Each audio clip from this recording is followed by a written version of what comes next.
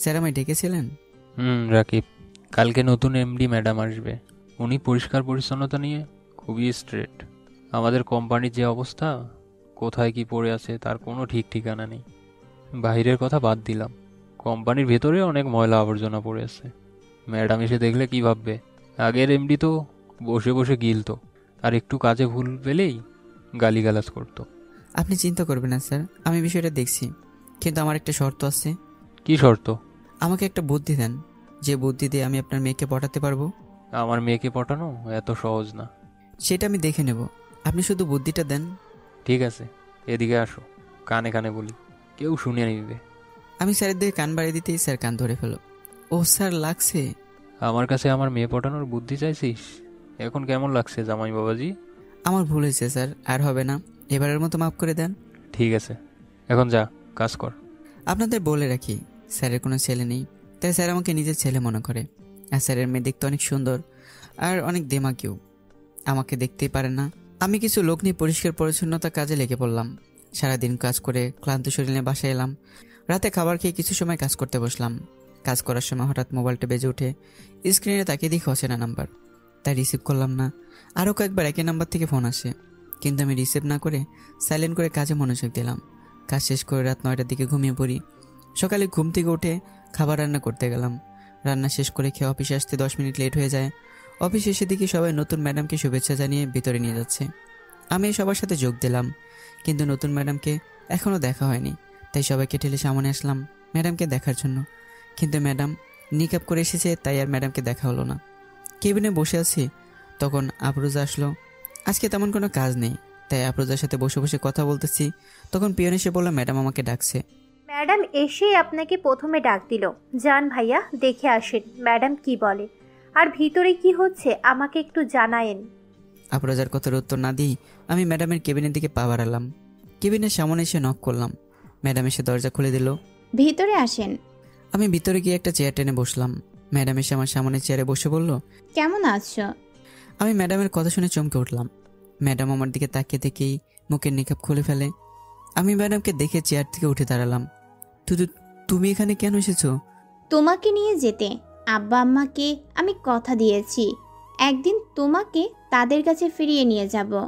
সেটা কোনোদিনই সম্ভব না। যদি অন্য কোনো কথা বলার থাকে তাহলে বলতে পারেন, না হলে আমি আসি। কথাটা বলেই তিশা ম্যাডামের কেবিন থেকে চলে আসলাম। কেবিনে বসে আছি, আবার পিয়ন এসে বলে গেল ম্যাডাম আমাকে ডেকেছে। আমি বিরক্ত ভাব নিয়ে ম্যাডামের কেবিনে নক না করে ঢুকলাম। ম্যাডাম আমার দিকে তাকিয়ে বলল, আমি কি তোমাকে যেতে বলেছি? না। তাহলে কেন চলে গেলে? সরি, কেন ডেকেছেন সেটা বলেন। তিশা চেয়ার থেকে উঠে এসে আমার সামনে এসে দাঁড়ায়। আমি নিচের দিকে তাকিয়ে আছি। হঠাৎ তিশা এমন একটা কাজ করবে আমি ভাবতেই পারিনি। তিশা আমার সামনে এসে আমার দিকে তাকিয়ে আছে। হঠাৎ তিশা আমার পা জড়িয়ে ধরে কান্না করে দিল। আমাকে মাফ করে দাও আবির, আমি তোমার সাথে অনেক খারাপ ব্যবহার করেছি। মাপ আপনাকে অনেক আগেই করে দিয়েছি। আপনার উপর আমার কোনো রাগ নেই, কারণ আমি আপনাকে নিজের থেকে বেশি ভালোবাসতাম। কিন্তু আপনি দিনের পর দিন আমাকে কষ্ট দিয়েছেন, তবু আমি আপনার কাছেই পড়ে থাকতাম, কারণ আমি আপনাকে ভালোবাসতাম। কিন্তু আপনি কি করলেন? নিজের বয়ফ্রেন্ডের কথায় তাল মিলে আমাকে মেরে ফেলার প্ল্যান করলেন। সেদিন আপনার বান্ধবী মেলা যদি আমাকে আপনাদের প্ল্যানের সম্পর্কে না বলতো, আর আমি যদি বাড়ি থেকে পালিয়ে না আসতাম, তাহলে আপনারা আমাকে মেরে ফেলতেন। আমি অনেক বড় ভুল করে ফেলেছি, আমাকে মাফ করে দাও। কথা দিচ্ছি আমি আর কখনো তোমার সাথে খারাপ ব্যবহার করব না। তুমি যা বলবে আমি তাই করব। প্লিজ আমাকে আর একটা সুযোগ দাও ভুল শুধরানোর। কুকুরের লেজ কখনো সোজা হয় না। আপনাকে সুযোগ দিলে আপনি আবার আমাকে মেরে ফেলার চেষ্টা করবেন। আমি একই ভুল আবারও করতে চাই না। তিশাকে ধাক্কা দিয়ে পালিয়ে আমার কেবিনে চলে আসলাম। সারাদিন কাজ করে বাড়ি এসে রান্না বসালাম। খাবার খেয়ে রুমে বসে মামা মামির কথা ভাবছি। আজ কতদিন হলো মামা মামিকে দেখি না। মামা মামির কথা মনে পড়তে চোখ দিয়ে পানি চলে এলো। বাবা মা মারা যাওয়ার পর থেকেই মামা মামি ছিল আমার একমাত্র আশ্রয় স্থান। মামার কোনো ছেলে ছিল না, তাই আমাকে পেয়ে মামি অনেক খুশি হয়, আমাকে ছেলের মতো আদর। কিন্তু তিশা মানে মামাতো বোন আমাকে একটু সহ্য করতে পারতো না। আমার সাথে অনেক খারাপ ব্যবহার করতো। কখনো কখনো আমাকে মেরে ঘরে আটকে রেখে চলে যেত। তো চলুন আপনাদেরকেও একটু ঘুরিয়ে নিয়ে আসি। এই আবির, আবির ওঠ, আর কত ঘুমাবি? হ্যাঁ আম্মু, আর একটু ঘুমিয়ে নেই। তুই ঘুমা, আমি তোর আব্বুর সাথে হাসপাতালে গেলাম, আমাদের আসতে দেরি হবে, তুই কিন্তু বাড়িতেই থাকবি। ঠিক আছে আম্মু। আম্মু চলে গেল। আমি এবার ঘুমের দেশে হারিয়ে গেলাম। সারাদিন মুক্ত পাখির মতো উড়ে বেড়ালাম। বিকেলে বাড়ি এসে দেখি বাড়ির বাইরে অনেক লোক ভিড় করে দাঁড়িয়েছে। আমি ভিড় ঠেলে ভিতরে গেলাম। সামনে তাকাতে আমার চোখ দিয়ে পানি চলে এলো। আমার আব্বু আম্মু রোড অ্যাক্সিডেন্টে মারা গেছে। আব্বু আম্মুর মাথার কাছে মামা মামি বসে আছে। আমি এক চিৎকার দিয়ে আব্বু আম্মুকে জোরে ধরে কান্না করে দিলাম। আজকে আমার আব্বু আম্মু কিতিম করে চলে গেল। দুপুরে আব্বু আম্মুকে খবর দিয়ে বাড়ি চলে আসলাম। রুমে এসে আব্বু আম্মুর ছবি বুকে জড়িয়ে কান্না করে দিলাম। সারাদিন কিছু না খাওয়াতে আমি জ্ঞান হারিয়ে বিছানায় পড়ে যাই। যখন জ্ঞান ফিরে তখন নিজেকে নতুন বিছানায় আবিষ্কার করলাম। হঠাৎ বাড়ির চেঁচামেচি শুনতে পেলাম। আমি বারান্দায় দাঁড়িয়ে দেখি মামার নানার মাঝে আমার আম্মুকে নিয়ে কথা কাটাকাটি চলছে। চলবে না বা কেন? আমার আম্মু তো বিয়ের রাতে আব্বুর হাত ধরে পালিয়ে গিয়েছিলেন। নানা বা এই বাড়ির মান সম্মানের কথা একবারের জন্য চিন্তা করেনি। সেখানে রাগারাগি করাটাই তো স্বাভাবিক। আমি বারান্দা থেকে রুমে চলে আসলাম। একটু পর মামি এসে আমাকে খাবার খেয়ে দিয়ে চলে গেল। আমি ঘুমিয়ে গেলাম। মাঝরাতে ঘুম ভেঙে যায়। আমি ব্যাগ থেকে আব্বু আম্মুর ছবি বের করে ছবিতে হাত বুলিয়ে কান্না করে নিলাম। আমার কান্নার শব্দ শুনে পাশের রুম থেকে তিশা এসে আমার গালে ঠাস করে থাপ্পড় মেরে দিল। এই এতিমের বাচ্চা এতিম, তোর জন্য কি শান্তিতে ঘুমাতেও পারবো না? কেন যে আব্বুর এইসব রাস্তার ছেলেদের তুলে এনে বাড়িতে আশ্রয় দেয় আল্লাহ জানে। আবার যদি কান্না করেছিস তাহলে লাথি মেরে বাড়ি থেকে বের করে দিব। তিশা চলে গেলে আমি ফুপে ফুপে কান্না করতে লাগলাম। কান্না করতে করতে একসময় আব্বু আম্মুর ছবি বুকে নিয়ে ঘুমিয়ে গেলাম। সকালে ঘুম থেকে উঠে নিচে গেলাম নাস্তা করার জন্য। আমাকে দেখে তিশা রেগে বলল, এই ছোট লোকের বাচ্চা, তুই কোন সাহসে নিচে এসেছিস? যা উপরে যা। তিশা, দিন দিন তোমার সাহস বেড়ে যাচ্ছে। ভুলে যেও না, আবির তোমার ফুফাতো ভাই। ভদ্র ভাষায় আবিরের সাথে কথা বলবে। কার সাথে ভদ্র ভাষায় কথা বলতে বলছো তুমি? ওর মা তো তোমাদের মুখে চুনকালি মাখিয়ে ওই ছোট লোকের বাচ্চার সাথে পালিয়ে গেছিল। তারপরেও ওই ছোট লোকের বাচ্চার পক্ষ নিয়ে তুমি কথা বলবে? তোমার মন মানসিকতা এত নিচু, সেটা জানতাম না। বৌমা, তোমার এত বড় সাহস! তুমি তিশার গায়ে হাত তুলছো? তিশা কি ভুল বলছে? বাবা, আপনি এই কথা বলতে পারলেন? মৌমি আপনার মেয়ে হয়। মানলাম মৌমি একটা ভুল করে ফেলেছে। আপনি বাবা হয়ে পারেন না মৌমিকে ক্ষমা করে দিতে? না, পারি না। ওই মেয়ে আমার মান সম্মান সব মাটিতে মিশে দিয়েছে। ওই ছেলেটাকে হাত ধরে বাড়ি থেকে পালিয়ে গিয়েছিল। আমাদের কথা একবারের জন্য ভেবে দেখছে আমরা কিভাবে সমাজে মুখ দেখাবো? মানলাম মৌমি ভুল করেছে, কিন্তু তোমার কি মনে হয় না বাবা হিসাবে একবারের জন্য হলেও মৌমিকে দেখতে যাওয়া উচিত ছিল? কিন্তু তুমি সেই অভিমান নিয়েই বসে আছো। মৌমি পালিয়ে গেছে তোমার জন্য। সেদিন যদি তুমি মৌমির বিয়ে ঠিক করার আগে তার মতামত জেনে নিতে, তাহলে হয়তো আজকের দিনটা দেখতে হতো না। তোরা বলতে চাইছিস ভুলটা আমি করছি? হ্যাঁ, ভুলটা তোমারই। আর একটা কথা শুনে রাখো, তোমার আমি মিলে সিদ্ধান্ত নিয়েছি আবিরকে আমাদের সাথেই রাখবো। আমাদের কোনো ছেলে নেই, আজ থেকে আবিরই আমাদের ছেলে। খাবার টেবিল ছেড়ে মামা উঠে অফিসে চলে গেল। আমি এতক্ষণ সেখানে দাঁড়িয়েছিলাম। মামা চলে যাওয়ার পর আমি চলে আসি। বারান্দায় দাঁড়িয়ে ব্যস্ত শহরের দিকে তাকিয়ে আছি। হঠাৎ মামি এসে আমার কাঁধে হাত রাখে। এখানে দাঁড়িয়ে কি করছিস? তেমন কিছু না। নানার কথায় কষ্ট পেয়েছিস? কষ্ট পাবো কেন? নানা তো ঠিকই বলেছে। দেখি, আমার ছেলে তো অনেক বড় হয়ে গেছে। বড় আর কোথায় হলাম? আম্মু তো সবসময় খোকা বলেই ডাকতো। হয়েছে, আজ থেকে আমিও তোরে খোকা বলেই ডাকবো, ঠিক আছে? হ্যাঁ। হা কর দেখি, আমি তোরে খাবার খাইয়ে দিই। একটু পর তোর মামা অফিস থেকে এসে তোরে নিয়ে কলেজে যাবে। কেন? কেন আবার? লেখাপড়া করা লাগবে না? আমরা যখন বুড়াবুড়ি হব তখন তো তোকেই অফিস দেখাশোনা করতে হবে। মামি খাবার খেয়ে চলে গেল। আমি রুমে বসে আব্বু আম্মুর সাথে কাটানো দিনগুলোর কথা মনে করছি। কত সুন্দর ছিল আমাদের দিনগুলো। আম্মু আমাকে প্রতিদিন খাবার খেয়ে দিত, পড়তে না বসলে বকা দিত। আমি আব্বুর কাছে বিচার দিতাম, আব্বু আম্মুকে বকা দিত। আর আমি দূরে দাঁড়িয়ে তাদের ঝগড়া দেখতাম। কত সুন্দর কাটছিল আমাদের দিনগুলো। হঠাৎ মামা এসে বিছানায় বসে বলল, আবির, তুই এখানে বসে আছিস? রেডি হয়ে নে, কলেজে যেতে হবে। আমি শার্ট প্যান্ট পরে মামার পিছনে হাঁটতে লাগলাম। নিচে নামতে মামি এসে বলল, কি রে, এভাবে কলেজে যাচ্ছিস নাকি তুই? হ্যাঁ। কেন, এভাবে কি হয়েছে? কি হয়েছে? এইদিকে তাকা, দেখ চুলের কি অবস্থা করেছিস। মনে হচ্ছে বাবুই পাখি এসে বাসা বেঁধেছিল। মামি মাথা চুল ঠিক করে দিল। আমি মামার সাথে গাড়ি থেকে বসলাম। একটু পর মামা একটা কলেজের সামনে গাড়ি থামালো। আমি গাড়ি থেকে নেমে সামনে তাকে দেখে তিশা আমার দিকে রাগি চোখে তাকিয়ে আছে। আমি তিশাকে দেখে ভয় পেয়ে মামার পিছনে চলে গেলাম। মামা আমাকে নিয়ে প্রিন্সিপালের রুমে গেল। প্রিন্সিপালের সাথে কথা বলে মামা গাড়ি নিয়ে অফিসে চলে গেল। প্রিন্সিপাল স্যার আমাকে ক্লাসে নিয়ে সবার সাথে পরিচয় করে দিল। স্যার চলে গেলে আমি পিছনের সিটে গিয়ে বসলাম। হাই, আমি আকাশ। হ্যাঁ, আমি আবির। ঘন্টা পড়তেই স্যার ক্লাস থেকে চলে গেল। আমি আর আকাশ কথা বলতেছি, হঠাৎ তিশা এসে আমার কলার ধরে। এই, তুই এই কলেজে ভর্তি হয়েছিস কেন? মামা আমাকে নিয়ে এসেছে কলেজে। আমি জানতাম না আপনি এই কলেজে পড়েন, জানলে কখনো ভর্তি হতাম না। এইসব জানতে চাই না আমি। তুই বাড়িতে গিয়ে আব্বুকে বলবি এই কলেজে পড়তে চাস না। আর যদি তা না করস তাহলে কালকে কলেজে আসলে তোর কী অবস্থা করব তুই নিজেও জানিস না। তিশার কথাগুলো শুনে আমি ভয় পেয়ে গেলাম। এমনিতে আমি সবসময় তিশার থেকে দূরে থাকার চেষ্টা করি, কিন্তু এখন কি হবে আমার? মামা, তুমি আমাকে এই কলেজে কেন নিয়ে আসলে? এখন আমি কি করব? তিশা চলে গেলে আমি সিটে বসে সামনের দিকে তাকালাম। সবাই আমার দিকে অবাক চোখে তাকিয়ে আছে। আমি চুপচাপ বসে আছি, এমন সময় আকাশ প্রশ্ন করলো, আবির, তিশা আবুকে তুই চিনিস? হ্যাঁ, আমার মামাতো বোন। আর কিছু বলতে দিলাম না। একটু পর ক্লাসে ম্যাডাম চলে আসলো। আমি ক্লাসে মনোযোগ দিলাম। হঠাৎ ম্যাডাম আমার দিকে ইশারা করে বলল, এই ছেলে, তোমাকে দেখে মনে হচ্ছে তুমি এই ক্লাসে নতুন। জি ম্যাম, আমি আজকে নতুন এই কলেজে অ্যাডমিশন নিয়েছি। নাম কি তোমার? আবির। আগে কোন কলেজে পড়তে? এই কলেজে।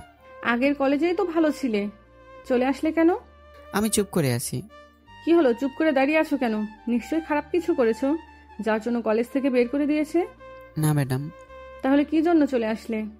ওহ সরি, না জেনে তোমাকে কষ্ট দিয়ে ফেলেছি। হ্যাঁ, আমি বসে পড়লাম। ম্যাডাম ক্লাস নেওয়া শুরু করলো। একটু পর টিফিন ঘন্টা পড়তে ম্যাডাম চলে গেল। ম্যাডামের পিছনে সবাই ক্লাস থেকে বেরিয়ে যায়। আমার ভালো লাগছিল না, তাই আমি বাড়ি চলে এলাম। দরজার কাছে দাঁড়াতে ভিতর থেকে চিৎকারের শব্দ শুনতে পেলাম। আমি দৌড়ে বাড়ির ভিতরে গিয়ে দেখি নানা সিঁড়ির কাছে পড়ে আছে। নানার কপাল পেটে রক্ত বেরোচ্ছে। আমি শরীর থেকে শার্ট খুলে নানার কপালে বেঁধে দারুণ চাচাকে ডাক দিলাম। দারুণ চাচাকে সাথে নিয়ে নানাকে গাড়ির কাছে নিয়ে আসলাম। নানাকে গাড়িতে উঠিয়ে আমি গাড়ি স্টার্ট দিলাম। 15 মিনিট পর নানাকে হাসপাতালে নিয়ে আসলাম। ডাক্তার এসে নানাকে ব্যথার ইঞ্জেকশন দিয়ে ব্যান্ডেজ করে দিল। আমি মামাকে ফোন দিয়ে সব জানিয়ে দিলাম। একটু পর মামা আর মামি আর তিশা হাসপাতালে চলে আসলো। আবির, বাবার কি হয়েছে? বাবা কোথায় আছে এখন? আর ডাক্তারকে দেখতে পাচ্ছি না কেন? নানা সম্পূর্ণ সুস্থ। সিঁড়ি থেকে নামতে গিয়ে পড়ে গিয়ে কপাল কেটে গেছিল। ডাক্তার এসে ব্যান্ডেজ করে দিয়েছে। বাবাকে এখন কোথায় রেখেছে? পাশের কেবিনে নানা শুয়ে আছে। তোমরা নানার সাথে দেখা করতে যাও, আমি বাড়ি চলে যাই। কেন? নানা আমাকে দেখলে রেগে যেতে পারে, তার থেকে বরং আমি বাড়ি চলে যাই। ঠিক আছে, তবে যাওয়ার সময় তিশাকে সাথে করে নিয়ে যাস। মাথা নাড়িয়ে হ্যাঁ জানালাম। আমি ওর সাথে বাড়ি যাব না। প্রয়োজন পড়লে সারা রাত এইখানেই জেগে কাটিয়ে দিব, তবুও বাড়ি যাব না। কেন যাবে না?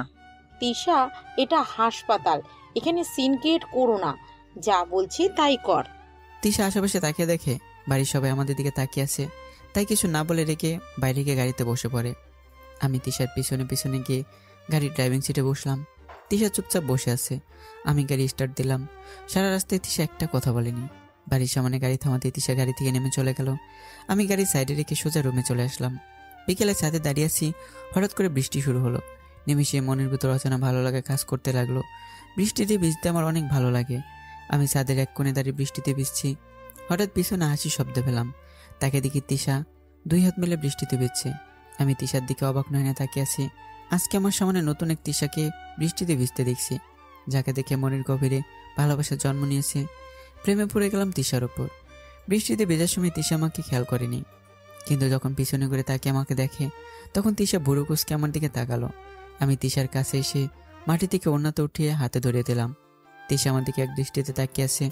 আমি সেদিকে খেয়াল না করেই মাথা নিচের দিকে দিয়েই ছাদ থেকে নিচে নামতে যাব, অমনি তিশা আমার হাত ধরে হ্যাঁচকা টান দিয়ে কাছে টেনে নেয়। তিশার চোখের দিকে তাকাতেই নিজেকে তিশার মাঝে হারিয়ে ফেলতে ইচ্ছে করছিল, কিন্তু নিমিষে চোখের সামনে তিশার করা ব্যবহারগুলো বেশি ওঠে। আমি চুপচাপ তিশার সামনে দাঁড়িয়ে রইলাম। হঠাৎ তিশা আমার গায়ে আলতো করে হাত রেখে আমার ঠোঁটের সাথে ঠোঁট নিয়ে আসে। তিশা যেই কিস করতে যাবে অমনি আমি মুখ ঘুরিয়ে নিলাম। এতে তিশা রেগেকে আমার চুল খামছে ধরে ঠোঁট মিলিয়ে দেয়।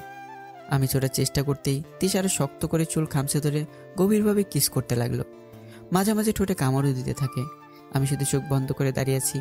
একটু পর তিশা ঠোঁট ছেড়ে দিয়ে আমার কপালে গালে থুতনিতে কিস করতে লাগলো, আর আমার শার্টের বোতাম খুলতে থাকে। আমি তিশাকে ধাক্কা দিয়ে সরিয়ে দিলাম। তোর এত বড় সাহস আমাকে ধাক্কা দিস? সরি আপু, আমি আপনাকে ধাক্কা দিতে চাইনি। আপনি আমার সাথে শারীরিক সম্পর্ক করতে চাইছিলেন, তাই আপনাকে বাধ্য হয়ে ধাক্কা দিয়েছি। তো কি হয়েছে? আর এটা তোর জন্য সৌভাগ্য যে আমার মতো মেয়ে তোর সাথে ফিজিক্যাল রিলেশন করতে চাইছে। তুই জানিস কলেজের সবাই আমার সাথে রিলেশন করার জন্য আমার পিছে ঘুরে বেড়ায়, আর সেখানে তুই সরাসরি শারীরিক সম্পর্কের সুযোগ পেয়েছিস। তোরে আমার একটুও সহ্য হয় না, কিন্তু আজকে তোরে এই হট লুকে দেখে আমি নিজেকে আটকে রাখতে পারছি না। তাই এত সততা না দেখিয়ে চল দুজনে মিলে একটা সুন্দর মুহূর্ত উপভোগ করি। সরি আপু, আমি এরকম ছেলে না। আর আপনার তো বয়ফ্রেন্ড আছে, তবু আমার সাথে কেন? তাকে ঠকাবেন কেন? তুই কি করে জানলি আমার বয়ফ্রেন্ড আছে? দুপুরে কলেজ থেকে চলে আসি, ভেবেছিলাম বাড়ি এসে মামাকে বলবো এই কলেজে আমি পড়বো না, আমার এই কলেজে একটু ভালো লাগছে না। কিন্তু রাস্তাতে আসার সময় আপনাকে আর সজীব ভাইকে দেখতে পাই। আপনাদের দুজনকে সামনের একটা পার্কে ঢুকতে দেখেছি। সজীব আমার বয়ফ্রেন্ড, তাতে তোর কি? আমার আবার কি? আপনি আমার সাথে শারীরিক সম্পর্ক করলে সজীব ভাইকে তো ঠকানো হবে, আর সজীব ভাই যদি জানতে পারে তাহলে তো আপনাদের সম্পর্ক নষ্ট হয়ে যাবে। তাই বলছিলাম কি, আপনি মন খুলে বৃষ্টিতে ভিজেন আর আমি নিচে চলে যাই। সজীবকে নিয়ে তোর চিন্তা করতে হবে না, আমি সজীবকে ম্যানেজ করে নিব। চল আমরা দুজন মিলে এনজয় করি। আর আজকে তো বাড়িতে কেউ নেই, অনেক সুন্দর একটা মুহূর্ত কাটাবো। সরি আপু, আমি আপনার সাথে শারীরিক সম্পর্ক করতে পারবো না। কেন? কারণ আমি মামা মামির চোখে খারাপ ছেলে হতে চাই না, আর তার থেকে বড় কথা হচ্ছে আমি আপনার সাথে অবৈধ সম্পর্কে জড়াতে চাই না। যা করব বিয়ের পর বউয়ের সাথেই করব। আমি কথা বাড়াতে চাইছি না, তাই তাড়াতাড়ি করে নিচে চলে আসলাম। রুমে এসে গোসল করে একটু পড়তে বসলাম, কিন্তু সমস্যা হলো যখনই বইয়ের দিকে তাকাই তখনই তিশার লিপ কিসের সেই দৃশ্যটা চোখের সামনে ভেসে ওঠে। রেগে বই বন্ধ করে বারান্দায় গিয়ে দাঁড়ালাম। বারান্দায় দাঁড়িয়ে দেখি তিশা বারান্দায় দাঁড়িয়ে বৃষ্টির সাথে খেলা করছে। আমাকে বারান্দায় দেখে তিশা মামা মামির কাছে বারান্দায় এসে দাঁড়ালো। কিরে বারান্দায় দাঁড়িয়ে আছিস কেন? আপনি দাঁড়িয়ে আছেন কেন? রুমে ভালো লাগছিল না, তাই বারান্দায় এসে দাঁড়িয়েছিস। তুই কেন বারান্দায় দাঁড়িয়ে যাচ্ছিস? আমার পড়তে ভালো লাগছিল না, তাই বারান্দায় এসে দাঁড়িয়েছি। সত্যি কথাটা কিন্তু বললি না। কিসের সত্যি কথা? ছাদে সেই কিসের কথা মনে পড়ছিল, তাই তুই পড়া বাদ দিয়ে বারান্দায় এসে দাঁড়িয়েছিস। আপনি কিভাবে জানলেন? আমি সব জানি, আর এটাও জানি তুই আমাকে ভালোবাসিস। আপনি কিভাবে বলেছেন আমি আপনাকে ভালোবাসি? তোকে দেখেই বোঝা যাচ্ছে তুই আমাকে ভালোবাসিস। আমি আপনাকে ভালোবাসি না। আপনার মতো অহংকারী মেয়েকে আমি কিছুতেই ভালোবাসতে পারি না। ভেবে বলছিস তো? হ্যাঁ, ভেবেই বলছি। ঠিক আছে, তুই ওইখানে দাঁড়া, আমি আসতেছি। আপনি এখানে আসবেন না, ওই জায়গায় দাঁড়িয়ে কথা বলেন। কে শোনে কথা? তিশার দরজা খুলে সোজা আমার পাশে এসে দাঁড়ায়। আচ্ছা, আপনি আমার সাথে নর্মালি ব্যবহার করছেন কেন? কারণ তো অবশ্যই আছে, কিন্তু কারণটা এখন না, পরে বলবো। তার আগে তুই বল, আমাকে ভালোবাসিস? না, আমি আপনাকে ভালোবাসি না। আর এই কথা মামা মামি জানলে অনেক কষ্ট পাবে। না জানলে তো আমাকে বাড়ি থেকে বের করে দেবে। আমি সবাইকে ম্যানেজ করে নিব, তুই শুধু বল আমাকে ভালোবাসিস। না। ঠিক আছে, তাহলে তুইও শুনে রাখ, আমি বিয়ে করলে তোরেই করব। তোরে আমি দুই চোখেও দেখতে পারি না, তবুও আমি তোরেই বিয়ে করব। কিন্তু কেন? কারণ ছাদে তোরে ওইভাবে হট লুকে দেখার পর থেকে আমার কিছুই ভালো লাগছে না, শুধু তোরে কাছে পেতে ইচ্ছা করছে। আজ পর্যন্ত অন্য কোনো ছেলেকে দেখে এতটাও ভালো লাগে নাই যতটা না তোরে ওইভাবে দেখে ভালো লেগেছে। শুধু মন চাইছে তোর মাঝে নিজেকে হারিয়ে ফেলি, কিন্তু তুই তো সাধু, বউ ছাড়া অন্য কোনো মেয়ের সাথে কিছুই করবি না, তাই বাধ্য হয়ে তোকে বিয়ে করতে হচ্ছে। আমাকে বিয়ে করলে সজীব ভাইয়ের কি হবে? উনি তো আপনাকে ভুল বুঝবে। তোরে তো আর সারা জীবনের জন্য বিয়ে করছি না, কিছুদিন তোর সাথে এনজয় করে ডিভোর্স দিয়ে সজীবকে বিয়ে করে নেব। আপনার কি মনে হয় সজীব ভাই তখন আপনাকে মেনে নেবে? অবশ্যই, আমরা দুইজন দুইজনকে অনেক ভালোবাসি। তিশার কথা শুনে অনেক হাসি পাচ্ছে, কিন্তু হাসি আটকে রাখলাম, কারণ তিশা আমার উপর রেগে যেতে পারে। রাতে খাবার খেয়ে রুমে বসে আছি, হঠাৎ তিশা দৌড়ে এসে আমাকে জড়িয়ে ধরে। আমি তিশাকে ধাক্কা দিয়ে দূরে গিয়ে বসলাম। তখন তিশা রেগে গিয়ে বলল, তুই আবার আমাকে ধাক্কা দিয়েছিস? কালকেরটা কালকে দেখা যাবে, এখন আপনি আমার রুম থেকে বেরিয়ে যান। যাব না। কি করবি তুই? আপনি আবার আমাকে জড়িয়ে ধরছেন, ছাড়েন আমাকে। ছাড়বো না। রাগ দেখাচ্ছিস কাকে? চুপ করে এইভাবে বসে থাক, যদি নড়াচড়া করিস তাহলে এইখানেই মেরে ফেলবো। আমি ভয় পেয়ে নড়াচড়া বন্ধ করে দিলাম। তিশা আমাকে জড়িয়ে ধরে বসে আছে। হঠাৎ করে তিশা আমাকে নিয়ে শুয়ে পড়ে। আমি যে উঠতে যাব অমনি তিশা আমার বুকে মাথা রেখে শুয়ে পড়ে। আমি পড়লাম মহাবিপদে। এমন সময় দরজা কলিং বেল বেজে ওঠে। আমি তিশাকে উঠিয়ে দরজার কাছে দাঁড়িয়ে দেখি মামা মামি দুজনে মিলে নানাকে ধরে সোফায় নিয়ে বসালো। কে এসেছে? নানা। তিশা আমার কথা শুনে দৌড়ে রুম থেকে চলে গেল। আমি কিছুই বুঝলাম না এর আবার কি হলো। রুমে বসে আছে, একটু পর মামি এসে বলল, আবির, তোমাকে তোমার নানা ডাকছে। আমি অনেকটা অবাক হয়ে মামিকে বললাম, কেন? আমি কি করে জানবো কেন ডেকেছে? তাড়াতাড়ি নিচে আয়, না হলে রাগারাগি করতে পারে। মামি চলে গেল। আমি বসে ভাবছি নানার আবার কি হলো, হঠাৎ করে আমাকে ডাকছে কেন? আমাকে তো উনি সহ্যই করতে পারেন না, তাহলে কেন ডেকেছে? আবারও নিচে থেকে মামি ডাক দিল। আমি রুম থেকে বেরিয়ে নিচে চলে গেলাম।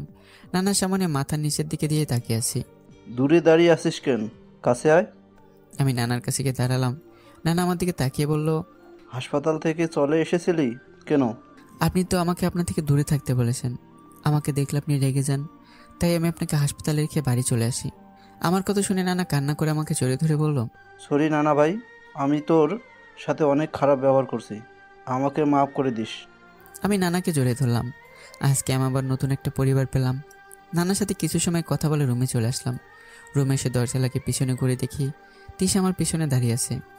আপনি আমার রুমে কখন আসলেন? তোর পিছনে পিছনে এসেছি। প্লিজ আপনি আমার রুম থেকে বেরিয়ে যান। যাব না। ঠিক আছে, তাহলে আপনিই থাকেন, আমি রুম থেকে চলে যাচ্ছি। আমি পিছনে করে হাঁটতে যাব, অমনি তিশা হাত ধরে ফেলে। আমি কান্না ভেজা কণ্ঠে বললাম, আপনি কেন আমার জীবনটা এভাবে নষ্ট করছেন? আমি আপনার কি ক্ষতি করেছি? কেন আপনি আমাকে এভাবে মিথ্যা ভালোবাসার মায়ে জড়াতে চাইছেন? আমি আপনার থেকে দূরে থাকতে চাই। তোর আবার কি হলো? এইভাবে কথা বলছিস কেন?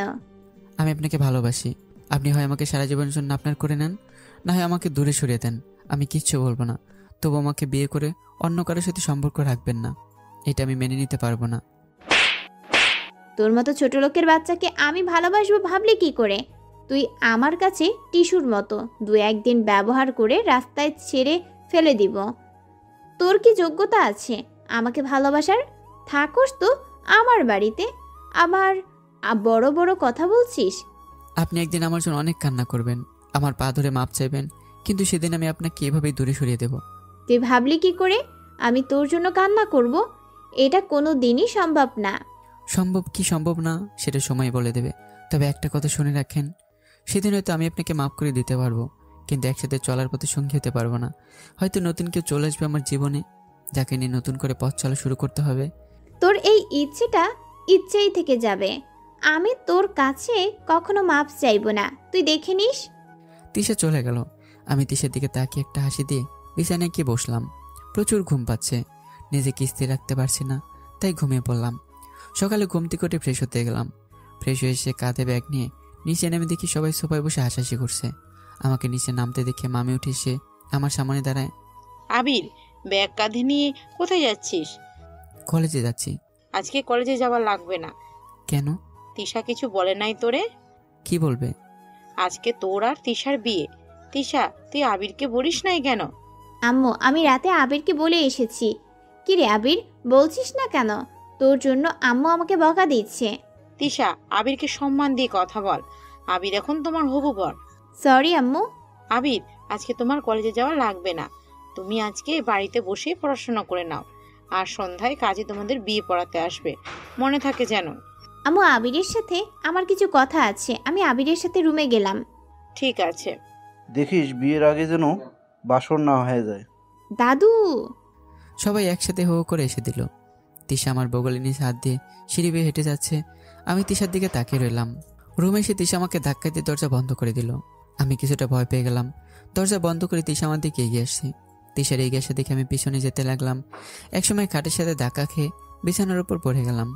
তিশা আমার কাছে এসে আমাকে ধাক্কা দিয়ে বিছানায় ফেলে দিয়ে আমার পাশে চোখ বন্ধ করে শুয়ে পড়লো। আমি তিশার দিকে তাকিয়ে আছি, কখন চোখ বন্ধ হয়ে গেছে মনে পড়ছে না।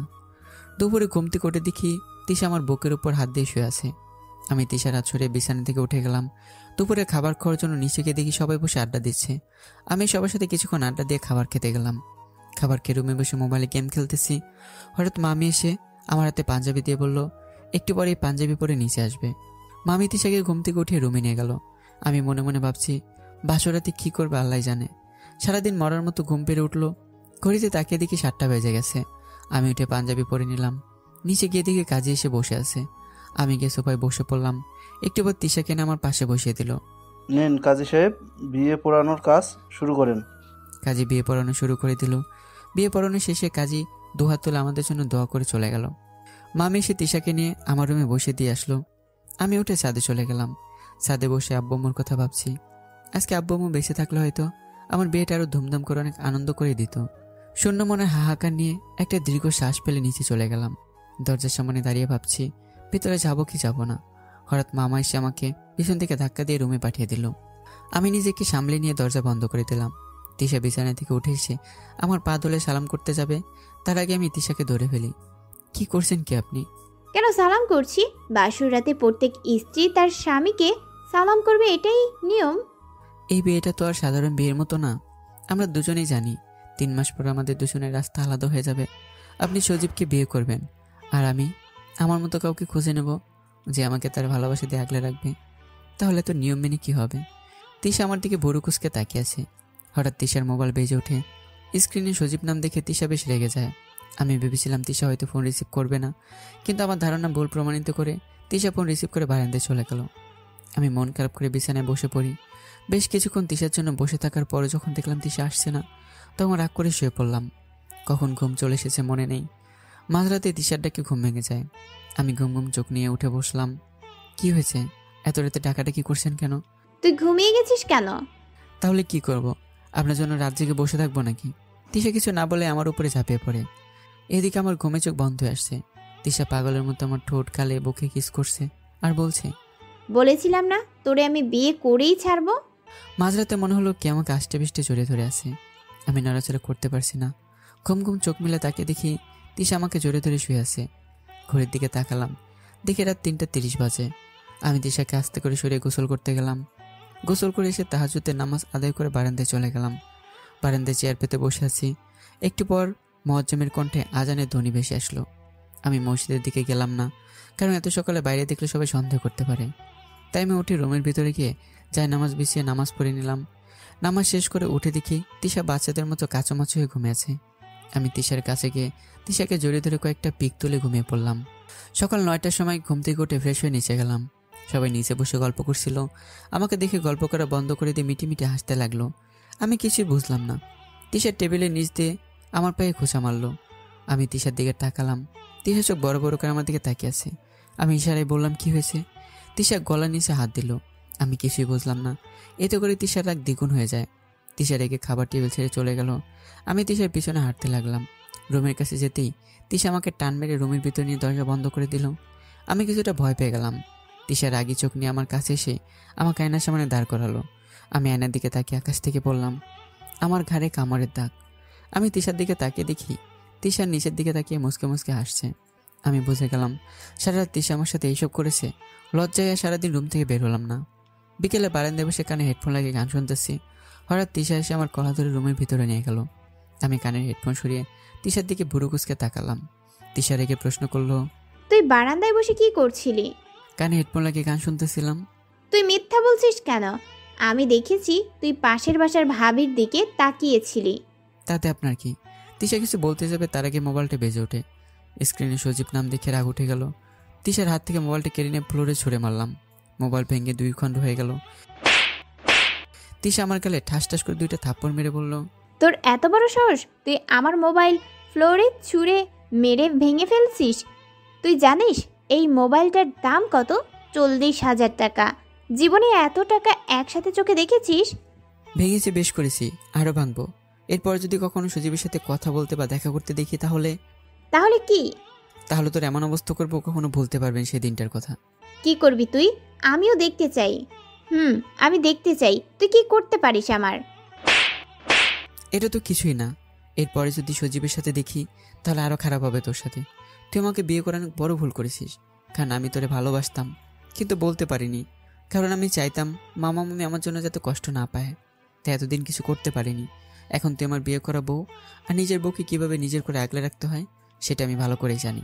ফর্সা হয়ে তিশার গালে থাপ্পড়ের দাগ বসে গেছে। তিশার গালে হাত দিয়ে চোখ মুখ লাল করে আমার দিকে তাকিয়ে আছে। তিশার চোখে পানি চিকচিক করছে। তিশার চোখে পানি দেখে আমারই খারাপ লাগতে লাগলো।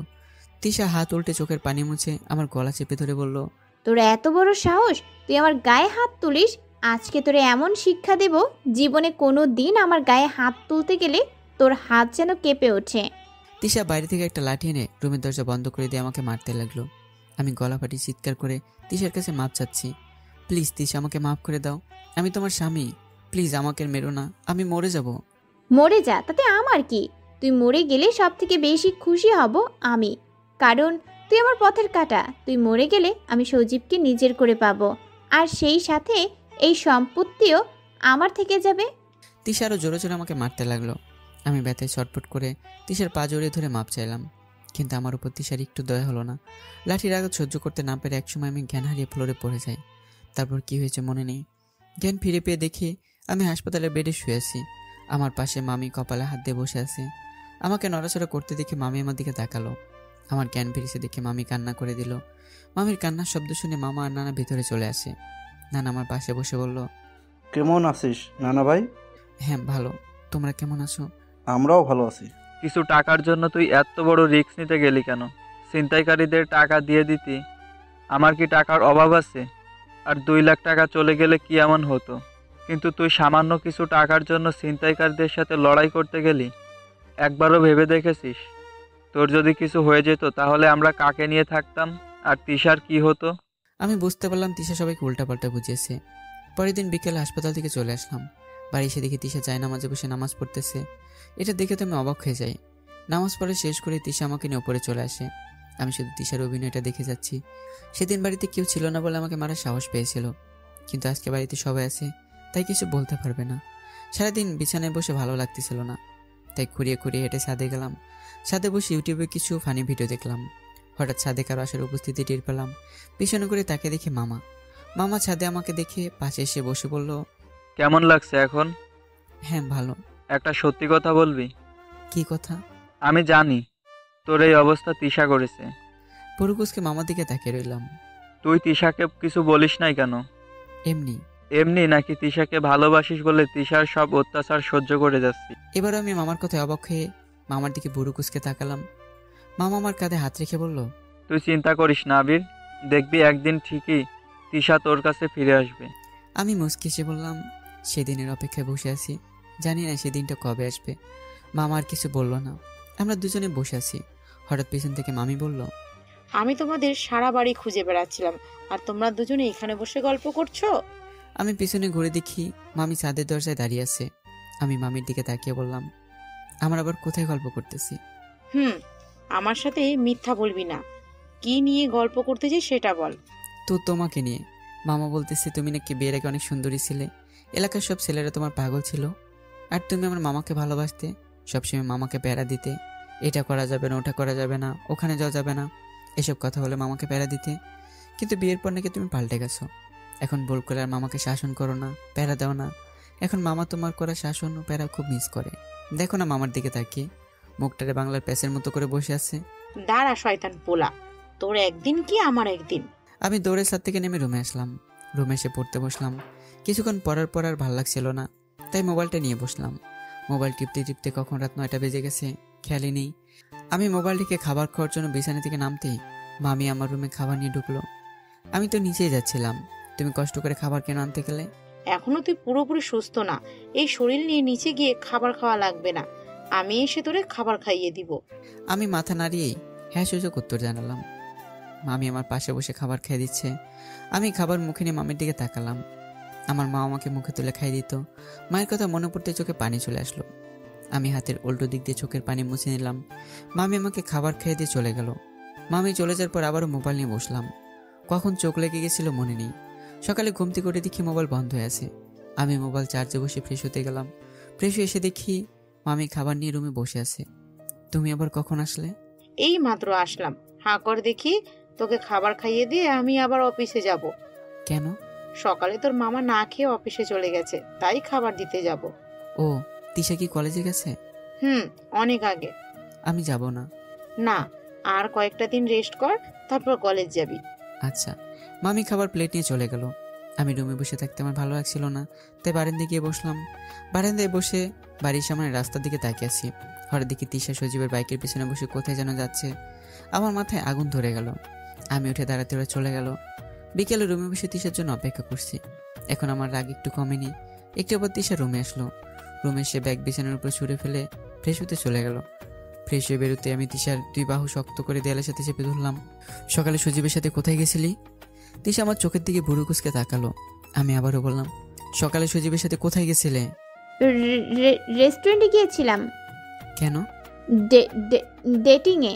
ছি, তো লজ্জা করে না স্বামী সামনে অন্য একটা ছেলেকে নিয়ে ডেটে যাওয়ার কথা বলতে? এই কদিন তুই আমাকে যতটা না কাঁদিয়েছিস তার থেকে দ্বিগুণ তুই আমাকে পাওয়ার জন্য কাঁদবি। কিন্তু সেদিন তোর চোখের পানির কোনো মূল্য আমার কাছে থাকবে না। তিশাকে ধাক্কা দিয়ে আমি রুম থেকে বেরিয়ে আসলাম। রাতে খাবার না খেয়েই সবাই ঘুমিয়ে পড়লাম। তিশা আমাকে একবারের জন্য ডাক দিয়ে বলেনি বিছানায় গিয়ে ঘুমাতে। আমি একটা দীর্ঘশ্বাস ফেলে ঘুমিয়ে পড়লাম। পরদিন সকালে ঘুম থেকে উঠে কলেজে গেলাম। কলেজ গেটের সামনে যেতে আকাশ আমার হাত ধরে টেনে নিয়ে একটা নির্জন জায়গায় নিয়ে গেল। আকাশকে দেখে বিচলিত কণ্ঠে বললাম, কি হয়েছে আকাশ? তুই এতদিন কলেজে আসবি না কেন? জানিস তোকে আমি আজ 2 দিন হলো পাগলের মতো খুঁজছি। কেন? তিশা আপু আর সজীব ভাই মিলে তোকে মেরে ফেলার প্ল্যান করছে। তুই কি করে জানলি তিশা আমাকে মেরে ফেলতে চায়? আমি বলেছি। আকাশের পেছন থেকে একটা মেয়ে এসে কথাটা বলল। মেয়েটা এসে আকাশের পাশে দাঁড়িয়ে বলল, আমি মুন্নি, তিশার ফ্রেন্ড। সেটা আপনাকে দেখে বুঝেছি। তিশা আমাকে কেন মারতে চাই সেটা বলেন। আপনি মারা গেলে তিশার 2 দিক থেকে লাভ। যেমন? আপনাকে মেরে ফেলে তিশা সজীব ভাইকে বিয়ে করতে পারবে, আর সমস্ত সম্পত্তির মালিক সে একাই হবে। ও, আপনাকে মারার আরেকটা কারণ আছে। কি কারণ? আপনার উপর প্রতিশোধ। এতদিন আপনি তিশাকে মেরেছেন, আঙ্কেল আন্টিকে দিয়ে মার খাইয়েছেন, তাই তিশা আপনার উপর প্রতিশোধ নিতে চায়। আকাশ আমার কাঁধে হাত রেখে বলল, আবির এখন তুই কি করবি? বুঝতে পারছি না এই মুহূর্তে আমার কি করা উচিত। আকাশ, আমাদের কাছে শুধু আজকের দিনটাই আছে, যা করার তাড়াতাড়ি করতে হবে। আকাশ মুন্নির দিকে তাকিয়ে বলল, কেন? কালকে তিশা ওনাকে নিয়ে কক্সবাজারে যাবে। কক্সবাজার যাওয়ার পথে তিশা আর সজীব মিলে ওনাকে মেরে ফেলবে। ওনাকে মেরে তিশা আর সজীব কক্সবাজারে গিয়ে পার্টি দিবে। সেখানে আমার ফ্রেন্ড সার্কেলের সবাই সেই পার্টিতে অ্যাটেন্ড থাকবে। তবে আমার মনে একটা প্রশ্ন ঘুরপাক খাচ্ছে। তুমি তো তিশার ফ্রেন্ড, তাহলে আমাকে হেল্প করছো কেন? কারণটা আপনার বন্ধু আকাশ। আমি আর আকাশ 3 মাস আগে পরিবারের কাউকে জানাই নাই, গোপনে ভালোবেসে বিয়ে করেছি। আমরা যে স্বামী স্ত্রী সেটা আমার বন্ধুরা কেউ জানে না। কিছুদিন আগে তৃষা আর সজীব আমাদের কাছে এসে বলল, দোস্ত, আমরা তো সেই ছোটবেলা থেকে একসাথে বড় হয়েছি, তাই না? আশিক রায়ানের দিকে তাকিয়ে বলল, একসাথে বড় হওয়া, খেলাধুলো, একই কলেজে পড়া, কত সুন্দর মুহূর্ত একসাথে কাটিয়েছি। একদিন সব ভুলে যাব। সত্যি রে, একদিন সব ভুলে যাব। আরে তোরা অতীত বাদ দিয়ে আমাদের কথাটা একটু শুনবি? এই তোরা চুপ কর তো একটু।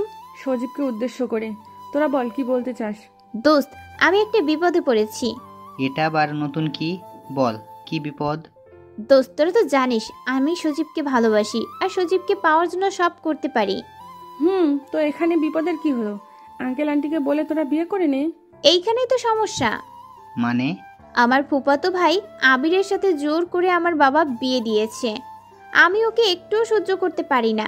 প্লিজ এখন তোরাই বল আমি কি করব। আমি সজীবকে না পেলে মরে যাব। তোরা কি চাস তোদের চোখের সামনে আমি সুসাইড করি? আমরা তা চাই না, কিন্তু এখন আমরা কি করব?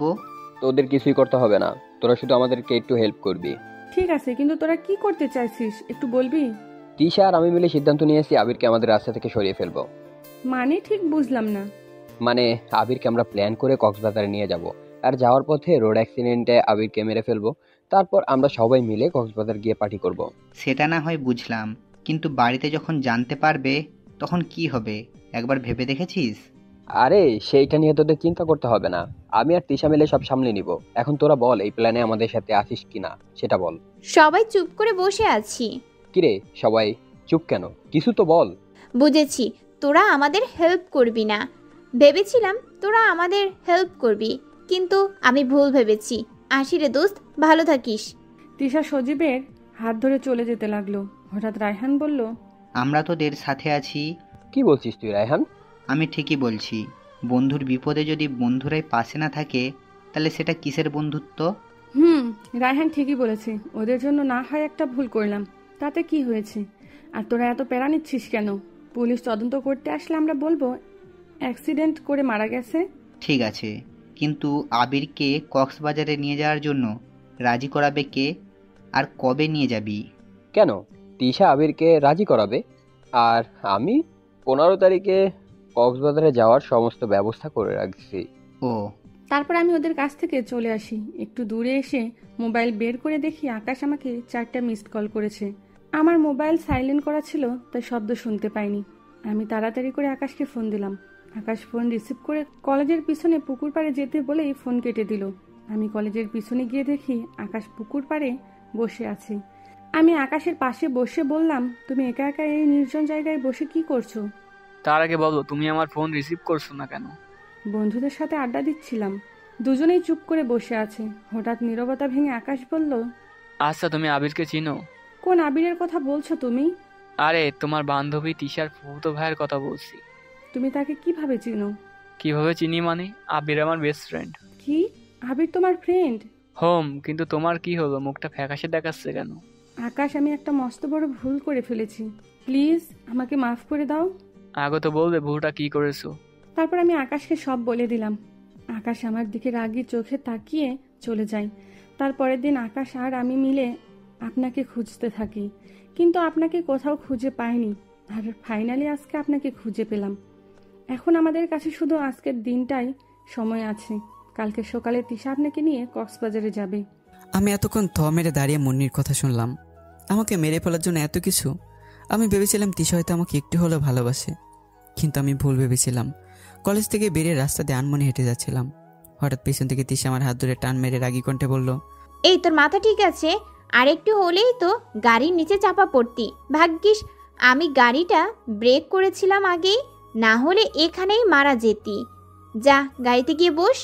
আমি তিশার দিকে একবার তাকিয়ে গাড়িতে গিয়ে বসলাম। খুব কষ্ট হচ্ছে। আমি কিছুতেই মেনে নিতে পারছি না তিশা আমাকে মেরে ফেলতে চাইছে। বাড়িতে এসে কারোর সাথে কোনো কথা না বলেই আমি রুমে চলে আসলাম। গোসল করে রুমে বসে আছি, এমন সময় মামা, মামি, নানা আর তিশা রুমে আসলো। মামা আমার সামনে দাঁড়িয়ে বলল, আবির, কি হয়েছে তোর? কিছু হয়নি মামা, এই দেখো আমি একদম ঠিক আছি। দু হাত মেলে ধরে বললাম, কিন্তু তোকে দেখে তো মনে হচ্ছে তোর কিছু একটা হয়েছে। আরে তেমন কিছু না, তবে তোমাদের সবাইকে একসাথে দেখে আমার কেন জানি মনে হচ্ছে তোমরা কিছু একটা বলার জন্য একসাথে এসেছো। বলছি কি আবির, অনেকদিন তো হলো তোদের বিয়ে হয়েছে। বিয়ের পরে তো কোথাও বেড়াতে পারিস নাই, তাই তিশা চাইছে তোকে নিয়ে কক্সবাজার ঘুরে আসতে। তুই কি বলিস? আমি আবার কি বলবো, তোমরা যা সিদ্ধান্ত নেবে তাই হবে। আমার কথা শুনে তিশা দৌড়ে এসে আমাকে জড়িয়ে ধরে গালে কিস করলো। সবাই লজ্জায় মুখ লুকিয়ে রুম থেকে বেরিয়ে গেল। একটু পর তিশা আমাকে ছেড়ে দিয়ে রুম থেকে বেরিয়ে গেল। আমি জানি তিশা এখন সজীবকে ফোন দিয়ে খুশির খবরটা দেবে। মন খারাপ করে বারান্দায় গিয়ে আকাশকে ফোন দিলাম। ফোন রিসিভ করলে আমি আকাশকে সবটা বুঝিয়ে বললাম। রাত 12টা। জীবন বাঁচাতে সবাইকে ছেড়ে নতুন শহরে চলে আসলাম। তারপর চাকরি আর নিজেকে নিয়ে ব্যস্ত হয়ে পড়ি। ভুলে যায় তিশা নামের কোনো মেয়ে আমার জীবনে ছিল। কখনো ভাবিনি 2 বছর পর সেই মানুষটাকে আবার দেখতে পাবো। বিকেলে অফিস ছুটির কিছুক্ষণ আগে ম্যানেজার এসে বলে গেল আজকে তার সাথে যেতে হবে। আন্টির কড়া নির্দেশ, আজকে যদি আমাকে নিয়ে বাড়ি না যায় তাহলে স্যারকে বাড়ির বাইরে রাত কাটাতে হবে। তাই এখন বাইরে দাঁড়িয়ে ম্যানেজার স্যারের জন্য অপেক্ষা করতেছি। হঠাৎ সামনে লাল রঙের একটি গাড়ি এসে থামলো। গাড়ির ভিতর থেকে তিশা ম্যাম আমাকে সামনে এসে দাঁড়িয়ে বলল, গাড়ির জন্য দাঁড়িয়ে আছো? আমি চুপ করে আছি। চলো আজকে আমি তোমাকে বাড়ি পৌঁছে দেই। আমি এবারে চুপ করে দাঁড়িয়ে আছি। একটিবার ম্যানেজার আসলে তার সাথে চলে যাই। স্যারের বাড়িতে গিয়ে কলিং বেল বাজালাম। আন্টি এসে দরজা খুলে স্যারকে উদ্দেশ্য করে বলল, তোমাকে কত করে বললাম আবিরকে আজকে বাড়িতে নিয়ে আসতে, কিন্তু তুমি আজকেও আবিরকে নিয়ে আসো নাই। আজকে তোমার খাওয়া বন্ধ। স্যার কিছু বলবে তার আগেই আমি সামনে গিয়ে দাঁড়ালাম। আমাকে দেখে আন্টি জোরে ধরে ভিতরে নিয়ে গেল। দোতলায় মায়ের রুমের দিকে চোখ যেতেই আমার চোখ আটকে গেল। মায়া আজকে নীল রঙের শাড়ি পরেছে। নীল রঙের শাড়িতে মায়াকে আরো বেশি মায়াবী করে তুলেছে। হঠাৎ স্যার কানের কাছে মুখ এনে বলল, মায়াকে এই নীল শাড়িতে কেমন লাগছে? অসম্ভব সুন্দরী, যা ভাষায় প্রকাশ করার মতো না। সত্যি? তাহলে মায়াকে ডাক দিয়ে বলি তুই মায়াকে ভালোবাসিস। আমি স্যারের দিকে তাকিয়েই বললাম, না না স্যার, এই কথা বললেন না। যদি মায়া জানতে পারে তাহলে আমাকে আস্ত রাখবে না, মেয়েরে পদ্মা নদীতে ভাসিয়ে দেবে। আমি তো তাড়াতাড়ি আপনার মেয়ের হাতে মরতে চাই না। এত ভয় পাস কেন মায়াকে দেখে? স্যারের হাসি শব্দ শুনে মায়া আমাদের দিকে তাকালো। আমি স্যার কথা বলতেছি, মায়া এসে বলল, বাবা, আম্মু তোমাকে ডাকতেছে। স্যার আমাকে চোখ টিপ মেরে চলে গেল। আমি অবিজের মতো দাঁড়িয়ে আছি। মায়া আমাকে বলল, ছাদে আসেন, আপনার সাথে কথা আছে। যা বলার এখানে বলেন, সাথে যাওয়া লাগবে কেন? এত বেশি কথা বলেন কেন? আমার সঙ্গে আসেন। আমি যাব না, এখানে বলেন কি বলতে চান। আমার কথায় মায়ের রেখে হাত ধরে টানতে টানতে উপরে নিয়ে গেল। আমি আবলির মতো মায়ের সঙ্গে হাঁটতে লাগলাম। সাথে এসে মায়া আমার হাত ছেড়ে দেয়। আমি মায়ের আচরণে অবাকের পর অবাকে হয়ে যাচ্ছি। মায়া আচমকা কলার ধরে টান দিয়ে এনে কাছে নিয়ে এসে বলল, আপনি এতদিন আমাদের বাড়িতে আসলেন না কেন? আমি আপনার অপেক্ষায় ছিলাম। আপনি কেন আমার অপেক্ষা থাকবেন? আর সেদিন আপনি তো বলেছিলেন আমি যেন এই বাড়িতে না আসি। বলেছিলাম, কিন্তু আপনি যে একে বাড়ি আসা বন্ধ করে দেবেন সেটা জানতাম না। প্লিজ আমার কলারটা ছাড়ুন, কেমন যেন লাগতেছে আমার। কেমন কেমন লাগতেছে? বুঝতে পারছি না, কেন জানি দম বন্ধ হয়ে আসছে। হয়তো আপনাকে আর বুঝতেও হবে না। আচ্ছা, আপনি বিয়ে করছেন না কেন? আমার মতো এতিম ছেলেকে কোন মেয়ে বিয়ে করতে রাজি হবে? কেন? দেশে কি মেয়ে মানুষের অভাব পড়েছে নাকি? খুঁজে দেখেন, আপনার আশেপাশে অনেক সুন্দর সুন্দর মেয়ে আছে। কোথায়? আমি তো দেখতে পারছি না। কেন? আমাকে পছন্দ হয় না আপনার? আমি মায়ের দিকে কপাল কুঁচকে তাকালাম। কি হলো, কিছু বলছেন না যে? দেখেন, আপনি আমার অতীত সম্পর্কে কিছুই জানেন না, তাই এসব কথা বলছেন। কেন? অতীতে কি আপনি সন্ত্রাসী ছিলেন নাকি? মেয়েদের তুলে নিয়ে ধর্ষণ করতেন? কোনটা? এইসব করলে তো এখন আমি জেলে থাকতাম। এর থেকে বড় ভুল করেছি আমি। এর থেকেও বড় ভুল? কি ভুল করেছিলেন আমি জানতে চাই, যার জন্য এখন আপনি বিয়ে করছেন না? আমি ছাদের দোতলার উপরে বসলাম। মায় আমার পাশে এসে বসেই আমার মুখের দিকে অবাক নয়নে তাকিয়ে আছে। আমার চোখে পানি টলমল করছে। হাতের উল্টো চোখের পানি মুছে নিয়ে মাকে সেই অতীতের কথা বলতে লাগলাম, যেই অতীতটার জন্য আজ আমি রাতে উঠে কান্না করি। বলতে চাইছি তাকে, পারছি না ভুলিতে তাকে। ভুলিতে হলে তাকে ভুলে যেতে হবে নিজেকে আগে। আমি মায়াকে আমার অতীতের সব ঘটনা বলতে লাগলাম। একসময় মায়ের দিকে তাকিয়ে দেখে মায়ের চোখে পানি।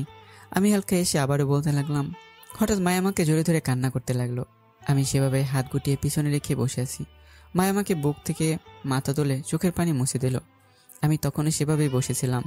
এমন সময় মায়া আমার গালে আলতো করে স্পর্শ টেনে তার দিকে ঘুরিয়ে নিল। আমি আপনার অতীত নিয়ে কখনো প্রশ্ন তুলব না, কারণ আমি আপনাকে অনেক ভালোবাসি। অবহেলা করতে করতে কখন ভালোবেসে ফেলেছি বুঝতেই পারি নাই। সেদিন আপনাকে ওইভাবে অপমান করার পর নিজেরই অনেক খারাপ লাগছিল।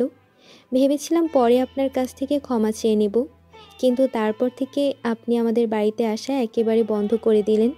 তারপর থেকেই আমি আপনাকে সব সময় মিস করতাম। তাই আমি 3 দিন ধরে আব্বুকে বলেছিলাম আপনাকে যেন আমাদের বাড়িতে নিয়ে আসে, কিন্তু আব্বু প্রতিদিন বাসায় এসে বলতো আজকে অনেক কাজের প্রেশার ছিল, তাই বলতে ভুলে গেছি কালকে নিয়ে আসবো, তুই দেখে নিস। কিন্তু পরের দিনও একই কথা, তাই রাগ করে খাওয়া দাওয়া বন্ধ করে দিয়েছি। আপনি কি সারাদিনে কিছুই মুখে তোলেননি? শুধু আপনার জন্য। এসব কি ধরনের পাগলামো? যান, নিজেকে খাবার খেয়ে আসেন। না, এখন আর খাবার খাবো না, পরে একসাথে সবাই মিলে খাবার খাবো। তারপর সারা রাত আপনার সাথে ছাদে বসে গল্প করব। সারা রাত মানে? আমি তো একটু পরেই চলে যাব। ও, আজকে কোথাও যাওয়া হচ্ছে না আপনার? সারা রাত আপনার সাথে গল্প করব। প্লিজ এমনটা করবেন না। বাড়িতে আকাশের মুন্নি আমার জন্য বসে আছে, আমাকে বাড়ি যেতে হবে। মায়ের রাগী চোখ নিয়ে আমার দিকে তাকালো। বোঝার চেষ্টা করেন, বাড়িতে যাওয়াটা আমার ইম্পর্টেন্ট। আকাশ একা একা সব সামাল দিতে পারবে না। আর মুন্নিকে ডাক্তার কাজ করতে বারণ করেছে। কেন? মুন্নি প্রেগনেন্ট, 8 মাস চলতেছে, তাই ডাক্তার সাবধানে থাকতে বলেছে। আমি মুন্নিকে নিয়ে রিস্ক নিতে চাইছি না, তাই মুন্নি রুমে বসেই থাকে। আর আকাশ মুন্নির দেখাশোনা প্লাস বাড়ির কাজ করে। কেন আকাশ চাকরি করে না? বাড়ি থেকে পালিয়ে আসার পর 3 মাস চাকরি করেছিল। তারপর চাকরি ছেড়ে দিয়ে আমার কাছ থেকে কিছু টাকা ধার নিয়ে একটা ট্যাক্সি কিনে সেটা এখন চালায়। কিন্তু আপনি যে বললেন আকাশ বাড়ির কাজ করে, তাহলে ট্যাক্স চালায় কখন? আমি আকাশকে 2 মাস কাজ করতে বারণ করেছি, কারণ বাড়িতে আমি, আকাশ আর মুন্নি থাকি। আমরা দুজন যদি কাজে চলে যাই তাহলে মুন্নি দেখাশোনা কে করবে? তাই আমি আকাশকে বাড়িতেই থাকতে বলেছি। ও ঠিক আছে, তাহলে যান। তবে কালকে আমার সঙ্গে শপিং করতে যেতে হবে কিন্তু। কালকে কিভাবে আপনার সাথে শপিংয়ে যাব? কালকে তো আমার অফিস খোলা, তারপরের দিন গেলে হবে না? ওকে। আরও কিছুক্ষণ মায়ের সঙ্গে গল্প করে নিচে গেলাম। নিচে ডাইনিং টেবিলে আঙ্কেল আন্টি সামনে খাবার সাজিয়ে রেখে আমার জন্য বসে আছে। আমরা গিয়ে চেয়ার টেনে বসলাম। আন্টি এসে আমাদের খাবার দিচ্ছে। আমি প্রথম লোকমা মুখে দিতে স্যার বলল, রেহেনা, আমি চাইছি এ মাসেই মায়া আর আবিরের বিয়ের কাজটা সেরে ফেলতে। তুমি কি বলো? আমি আবার কি বলবো? ছেলে মেয়ে রাজি থাকলে আমার কোনো আপত্তি নেই। স্যারের কথা শুনে গলায় ভাত আটকে যায়। আমি খুব খুব করে কেসে উঠলাম। মায়ের বিচলিত হয়ে গ্লাস এগিয়ে দেয়। আমি মায়ের হাত থেকে চৌ মেরে গ্লাসটা নিয়ে এক নিঃশ্বাসে পানিটুকু খেয়ে ফেললাম। কিছুটা স্বাভাবিক হয়ে মায়ের দিকে তাকালাম। মায়ের লজ্জায় মাথা নিচের দিকে দিয়ে গপ গপ করে খেয়ে টেবিল ছেড়ে উঠে গেল।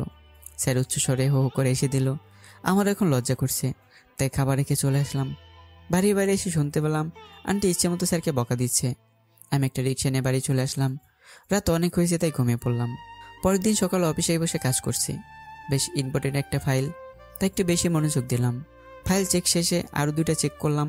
এখন শুধু ম্যাডামের সাইন লাগবে, কিন্তু কাকে দিয়ে সাইন করিয়ে আনবো? একটু চিন্তা করার পর মনে পড়লো আফরোজার কথা, তাই আমি ফাইল নিয়ে আফরোজার কাছে গেলাম। হাই আফরোজা, কেমন আছো? হাই, আমি ভালো আছি। আপনি কেমন আছেন? ভালো। তোমার হাতে কি একটু সময় হবে? কেন? আমার এই ফাইল 3টা একটু ম্যাডামের সাইন লাগবে, এনে দিতে পারবে? কেন? আপনি গিয়ে সাইন নিয়ে আসেন। আমার হাতে অনেক কাজ জমে আছে, তাই আপনার কাছে আসলাম। প্লিজ একটু কষ্ট করে সাইন এনে দেন না। এনে দিতে পারি, কিন্তু তার বিনিময়ে আমি কি পাবো? কি খাবেন বলেন? পিৎজা। ঠিক আছে, তাহলে ফাইল দেন। আমি আফরোজার দিকে ফাইল এগিয়ে দিলাম। আফরোজা ফাইল নিয়ে ম্যাডামের কেবিনে চলে গেল। একটু পর আফরোজা মাথা নিচু করে ম্যাডামের কেবিন থেকে বেরিয়ে আসলো। আফরোজা চেয়ারে বসে বলল, আপনি ইচ্ছে করে ম্যাডামকে দিয়ে আমাকে বকা খাইয়েছেন, তাই না? আরে কি বলেন? আমি আপনাকে বকা খাওয়াতে যাব কেন? তাহলে জেনে বুঝে আমাকে ম্যাডামের কাছে পাঠিয়েছেন কেন? ম্যাডাম কি বলেছি সেটা তো বলবে। আমি আপনার ফাইল নিয়ে ম্যাডামের কেবিনে গিয়ে ম্যাডামের হাতে দিয়ে বললাম, ম্যাডাম এই ফাইল 3টাই আপনার সাইন লাগবে। ম্যাডাম আমার কাছ থেকে ফাইল নিয়ে চেক করে জোরে বলল, এই ফাইলটা চেক করেছে কে? আমি সরল মনে ম্যাডামের কাছে আপনার নাম বলে দিই, আর ম্যাডাম আমাকে উপহার হিসেবে এত বকা দেয়। এই নিন ফাইল। ম্যাডাম আপনাকে ফাইল নিয়ে কেবিনে যেতে বলেছে। আমি আফরোজার কাছ থেকে ফাইল নিয়ে আমার কেবিনে চলে আসলাম। কেবিনে বসে ভাবছি পিয়ন চাচাকে পাঠালে কেমন হয়। আর যাই হোক, চাচার সাথে খারাপ ব্যবহার করবে না, তাই এর বেশি না ভেবে পিয়ন চাচাকে ডাক দিলাম। একটু পরে চাচা আমার কেবিনে আসলো। আমি চাচার হাতে ফাইল 3টা ধরে দিয়ে বললাম, চাচা এই 3টা ফাইলে ম্যাডামের একটু সাইন লাগবে, আপনি যদি একটু কষ্ট করে এনে দিতেন।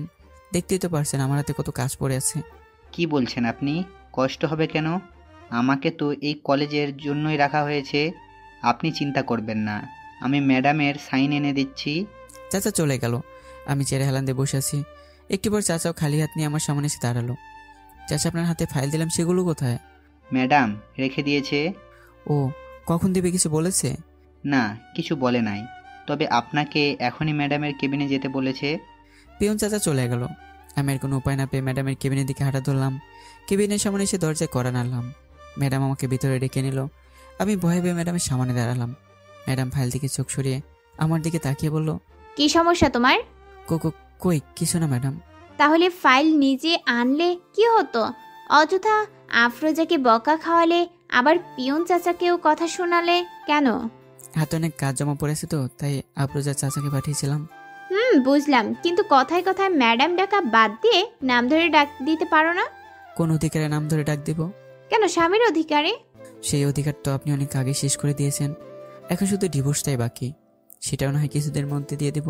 তিশা আমার দিকে করুণ দৃষ্টিতে তাকিয়ে আছে, কিন্তু আমার একটু মায়া কাজ করলো না তিশার ওপর। তবে খুব করে জানতে ইচ্ছা করছে, যাকে পাওয়ার জন্য নিজের স্বামীকে মেরে ফেলতে দুবারও ভাবেনি, আজ তাকে ছেড়ে আমার কাছে আসতে কেন চাইছে। ফট করে মুখ ফুসকে বলে ফেললাম, আপনি তো সজীবকে ভালোবাসেন। সজীবকে পাওয়ার নেশায় আমাকে মেরে ফেলতে চেয়েছিলেন।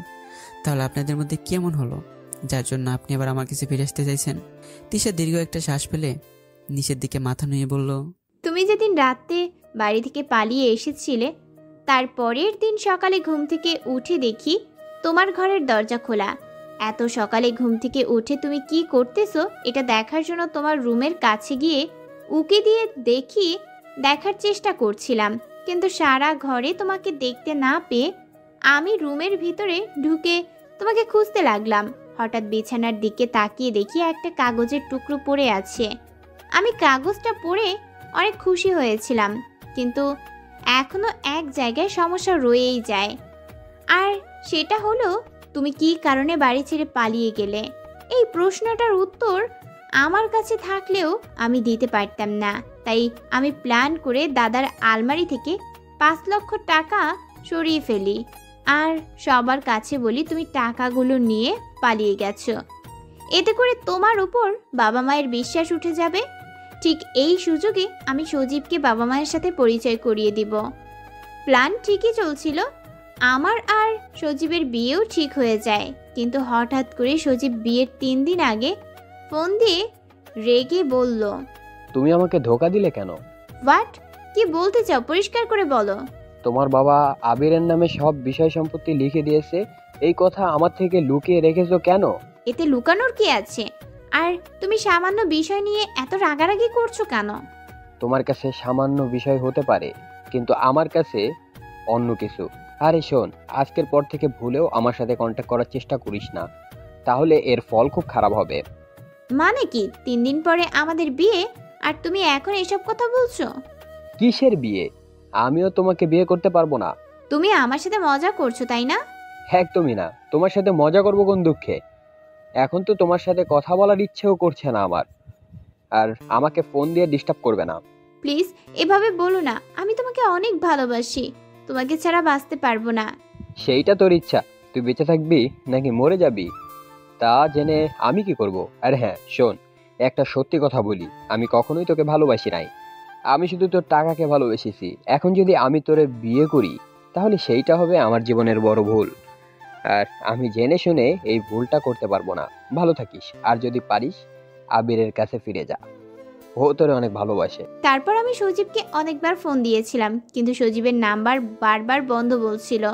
সেদিন বুঝেছিলাম আপন মানুষগুলো যখন বেইমানি করে চলে যায় তখন কতটা কষ্ট লাগে। তোমার কথা তখন খুব মনে পড়ছিল। সেদিন সারা রাত কান্না করেই কাটিয়ে দেই। তার পরদিন সকালে রায়হান আর আশিককে ফোন দিয়ে বাড়িতে এসে দেখা করতে বলি। ওরা একটু পর চলে আসে। আমি ওদের দেখে ফুপিয়ে কেঁদে দিয়েছিলাম। রায়হান আর আশিক আমার দুই পাশে বসে জিজ্ঞেস করলো, তোর কি হয়েছে? এভাবে কান্না করছিস কেন? রায়হান, আমি অনেক বড় ভুল করে ফেলেছি সজীবকে ভালোবেসে। সজীব আমাকে না, আমার টাকাকে ভালোবাসতো। কাল বিকেলে শুয়েছিলাম, তখন সজীব ফোন দিয়ে বলে আব্বু নাকি তার সম্পত্তি আবিরের নামে করে দিয়েছে। সামান্য কিছু টাকার জন্য সজীব আমার সাথে ভালোবাসার অভিনয় করেছে। আমার সুন্দর সাজানো সংসার ভেঙে ফেলেছে। কত কিনা করেছি ওর জন্য, নিজের স্বামীকে পর্যন্ত মেরে ফেলতে গেছিলাম, আর আজ ওই আমাকে ধোঁকা দিল। আমি অনেক বড় ভুল করেছি। আবিরের ভালোবাসা বুঝতে পারি নাই। তুই এটারই প্রাপ্য ছিলি। আবিরকে তুই দিনের পর দিন কষ্ট দিয়েছিস, অবহেলা করেছিস, কিন্তু আবির সব মুখ বুঝে সহ্য করে গেছে, কারণ তোকে অনেক ভালোবাসতো আবির। আর তুই কি করলি? সামান্য কয়েকটা থাপ্পড় আর টাকার নেশায় পড়ে আবিরকে মেরে ফেলতে চাইছিলি, কিন্তু দেখ ভাগ্যের কি পরিহাস। সেই আবিরকে তুই মেরে ফেলতে চেয়েছিলি, আজকে সেই আবিরের জন্যই আফসোস করছিস। প্লিজ আশিক, এভাবে বলিস না। এখন কি করবি? আমি কিছুই জানি না। তোরা যে করেই হোক আমার আবিরকে আমার কাছে নিয়ে আসিস। আমরা কি করে আনবো? আমরা তো জানিও না আবির এখন কোথায় আছে। এক কাজ করলে কেমন হয়? কি কাজ? আমাদের যত আত্মীয় আছে সবার কাছে আবিরের ছবি পাঠিয়ে দেই, তারাও আমাদের সাথে খোঁজ করুক। তুই ঠিক বলছিস। তারপর ওরা ওদের যত কাছের মানুষ ছিল সবার কাছে তোমার ছবি পাঠিয়ে দেয়। সবাই মিলে একসাথে খোঁজ চালাই। তারপরেও তোমার খোঁজ পেলাম না। সবাই নিরাশা হয়ে খোঁজ বন্ধ করে দেই। তাহলে এতদিন পর জানলেন কিভাবে আমি এখানে আছি? কিছুদিন আগে নানা বাড়ি এসেছিলাম, উদ্দেশ্য আমার জন্য ছেলে দেখতে যাবে। সেদিন রেস্ট নিয়ে পরের দিন মামার পছন্দ করা ছেলে আমাকে দেখতে আসলো। ছেলেটা আমাকে দেখে পছন্দ করে এবং সেই দিনই বিয়ের দিন তারিখ ঠিক করে ফেলে। 10 দিন পর বিয়ে, তাই আর বাড়িতে যাইনি।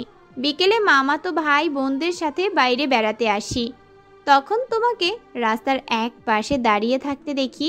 আমি গাড়ি থেকে নেমে তোমার কাছাকাছি যেতেই তুমি একটা রিক্সা নিয়ে চলে যাও। আমিও রিক্সা নিয়ে তোমার পিছু নেই। একটু পর একটা বাড়ির সামনে রিক্সা থেমে যায়। তারপর আমি সেখান থেকে বাড়ি এসে আমার মামাতো ভাইকে তোমার ছবি দেখাই। ওই আমাকে তোমার সমস্ত ডিটেলস এনে দেয়। আর এই কোম্পানির এমডি হয়ে আসলেন কিভাবে? এই কোম্পানির মালিক বাবার খুব ভালো বন্ধু। ওনার সাথে বাবা কথা বলে আমাকে এই কোম্পানির এমডি হিসেবে পাঠায়। ও আচ্ছা, আমি আসি, অনেক কাজ পড়ে আছে। সব সময় কাজ কাজ করো কেন বুঝি না। এই কাজের জন্যই তো বেঁচে আছি। যতক্ষণ কাজ করি ততক্ষণ অতীতের সব ভুলে থাকতে পারি। কাজ শেষ হলেই সেই বিষাক্ত অতীতটা মনে পড়ে যায়। একটা অনুরোধ করবো ম্যাডাম। কি? প্লিজ এখান থেকে চলে যান। আপনি যে উদ্দেশ্য নিয়ে এখানে এসেছেন সেটা কখনো সম্ভব নয়। ভুল যেহেতু করেছি তার জন্য তো কষ্ট পেতেই হবে। তবে একটা কথা শুনে রাখো, আমি যদি এখান থেকে যাই তাহলে সাথে করে তোমাকেও সঙ্গে নিয়ে যাব। সেটা কোনোদিনও পারবেন না। দেখা যাক। ওকে। আমি তিশার কেবিন থেকে বেরিয়ে আমার কেবিনে চলে আসলাম। কিছুক্ষণ কাজ করে লাঞ্চ করতে গেলাম। লাঞ্চ করে এসে আবার কাজে মন দিলাম। বিকেলে অফিস থেকে বের হয়ে দেখি তিশা গাড়ি নিয়ে দাঁড়িয়ে আছে। আমি রাস্তায় নেমে এদিক ওদিক তাকিয়ে দেখি একটাও গাড়ি নেই। হঠাৎ একটা রিক্সা দিকে আসছিল। আমি এগিয়ে গিয়ে রিক্সাটায় থামালাম। মামা যাবেন? না মামা, আজকে আর রিক্সা চালাবো না। কেন? আমি তো এমনি এমনি আর যাবো না, টাকা দিয়ে যাব। তাহলে আপনার চালাতে সমস্যা কোথায়? মাফ করবেন মামা, আমার এক জায়গায় যেতে হবে। লোকটা চলে গেল। আমি তিশার দিকে তাকিয়ে দেখি আমার দিকে আর চোখে তাকিয়ে দেখছে। আমি এবার বুঝতে পারলাম কেন রিক্সাওয়ালা চলে গেল। তিশা এক পা দুপা করে এগিয়ে এসে আমার পাশে দাঁড়ালো। এখন আর এই রাস্তায় কোনো গাড়ি পাবে না। চলো আজকে আমি তোমাকে তোমার বাড়ি পর্যন্ত পৌঁছে দেই। ধন্যবাদ, আপনার এই উপকারের কথা আমি কোনোদিনও বলবো না। তাহলে চলো তোমাকে বাসায় নামিয়ে দেই। লাগবে না, আমি হেঁটে যেতে পারবো, আপনি চলে যান। তোমাকে একলা রেখে চলে যাব? যদি কেউ তুলে নিয়ে যায় তাহলে আমার কি হবে? আমি কি মেয়ে যে তুলে নিয়ে আমার সাথে ওইসব করবে? কি করবে? আরে করে না, ওই ছেলে মেয়ে একসাথে থাকলে। কি করে? কিছু না, হাসছেন কেন? আমি তো হাসি পাবার মতো এমন কিছু বলিনি। এমনি। আবার হাসছেন? সরি আর হাসবো না। আবারও? সরি। চলো তোমাকে পৌঁছে দিয়ে আসি। আমি আপনার সাথে যাব না, আপনি গাড়ি নিয়ে চলে যান। এবার কিন্তু বাড়াবাড়ি হয়ে যাচ্ছে। বাড়াবাড়ি কি দেখেছেন? আমি বলছি না আপনার সাথে যাব না, তাহলে জোর করছেন কেন? যাবে না তাই তো? তাহলে আর কি করার? ভেবেছিলাম তোমাকে বাড়ি পৌঁছে দিয়ে আমি চলে যাব, কিন্তু এখন দেখছি তোমাকে তুলে নিয়ে ওইসব করতে হবে। ওইসব মানে কি? পরিষ্কার করে বলুন। ওই ছেলে মেয়ে একসাথে থাকলে যা করে আমিও তোমার সাথে তাই করব। ছি ছি, পরপুরুষের সামনে এভাবে কেউ কথা বলে? হ্যালো, তুমি আমার স্বামী, কোনো পরপুরুষ না। তোমার সাথে ওইসব করার অধিকার আমার আছে, সেটা স্বেচ্ছাই হোক আর জোর করে হোক। আপনার সাথে কথা বলাটা আমার ভুল হয়েছে, আমি আসি। এই তোরা দাঁড়িয়ে দাঁড়িয়ে কি দেখছিস? মালটাকে গাড়িতে তোল। তিশার কথায় কয়েকটা ছেলে এসে আমাকে জোর করে গাড়িতে উঠাতে লাগলো। আমি ওদেরকে বাধাতে চেষ্টা করতেছি। হঠাৎ পাশ থেকে মায়া এসে সবাইকে সরিয়ে আমাকে নিয়ে গাড়িতে বসালো। আমি কিছুই বুঝলাম না মায়া কখন আসলো। মায়ের চোখ মুখ রাগে লাল হয়ে আছে। আমি বাইরে তাকে দিকে তিশা দাঁড়িয়ে দাঁড়িয়ে কান্না করতেছে। মায়া এসে গাড়ি স্টার্ট দিলে কিছুক্ষণের মধ্যে বাড়ি চলে আসি। মায়া আমাকে নামিয়ে দিয়ে চলে গেল। আমি একবার মায়ের দিকে তাকিয়ে বাড়ির ভিতরে চলে আসলাম। রুমে এসে শুয়ে পড়লাম। সকালে ঘুম ভেঙে যায়। মোবাইলের স্ক্রিনে তাকিয়ে দেখি আন্টি 10 বার কল করেছিল। আমি উঠে ফ্রেশ হয়ে এসে আন্টির নাম্বারে ফোন দিলাম। আসসালামু আলাইকুম আন্টি। ওয়ালাইকুম আসসালাম। কেমন আছেন? ভালো, তুমি কেমন আছো? আলহামদুলিল্লাহ। আন্টি রাতে ফোন দিয়েছিলেন, কোনো সমস্যা হয়েছে কি? কাল রাতে মায়া কোথা থেকে যেন বাড়ি আসে। বাড়ি এসে রুমের দরজা বন্ধ করে ভাঙচুর করতে থাকে। আমরা অনেক ডাকাডাকি করেছি, কিন্তু রুমের দরজা খুলে নাই। তাই উপায় না পেয়ে তোমাকে ফোন দিয়েছিলাম, কিন্তু তুমি ফোন রিসিভ করছিলে না। তাই আমরা দারোয়ানকে দিয়ে দরজা ভেঙে তারপর মায়াকে থামাই। ও, এখন কি করতেছে মায়া?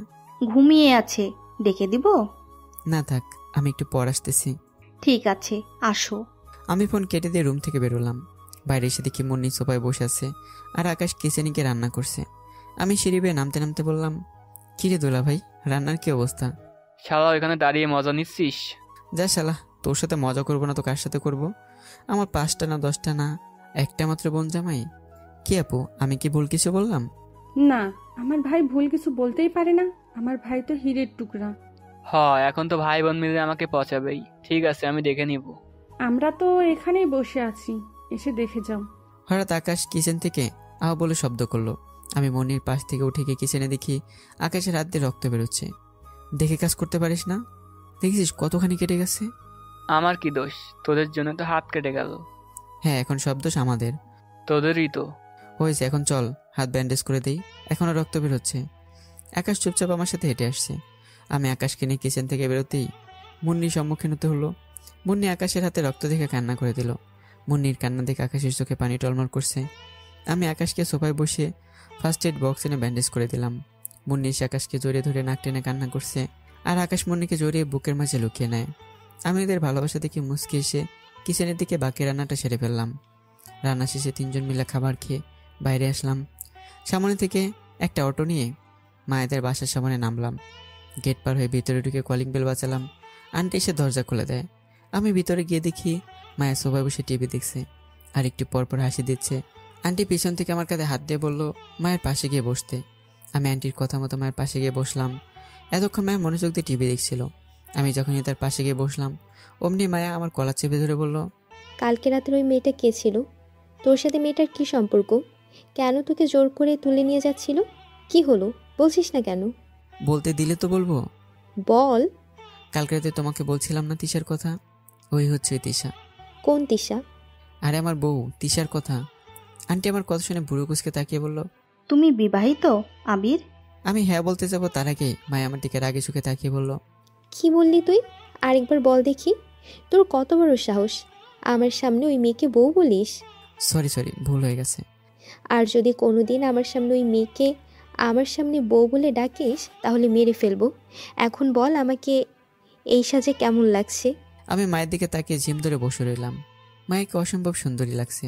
কপালে কালো টিপ, জামদানি শাড়ি আর হাতে নীল কাচের চুড়ি। আমি তো পুরাই ফিদা হয়ে গেলাম। হঠাৎ মায়া আমাকে ধাক্কা দিয়ে বলল, এভাবে তাকিয়ে আছো কেন? আমার লজ্জা করে না বুঝি? আমি মাথা চুলকে একটু ভাব নিয়ে বললাম, হঠাৎ একটু সুন্দর করে সাজার কারণ নিশ্চয়ই স্পেশাল কারোর জন্য। তা সেই মহান ব্যক্তিটা কে? যদি বলি আপনি। আমি? হাসছেন যে? আমি তো হাসি পাওয়ার মতো কিছু বলি নাই। আপনার কাছে হাসি পাওয়ার মতো কিছু না হলেও আমার কাছে হাসি ছাড়া আর কিছুই না।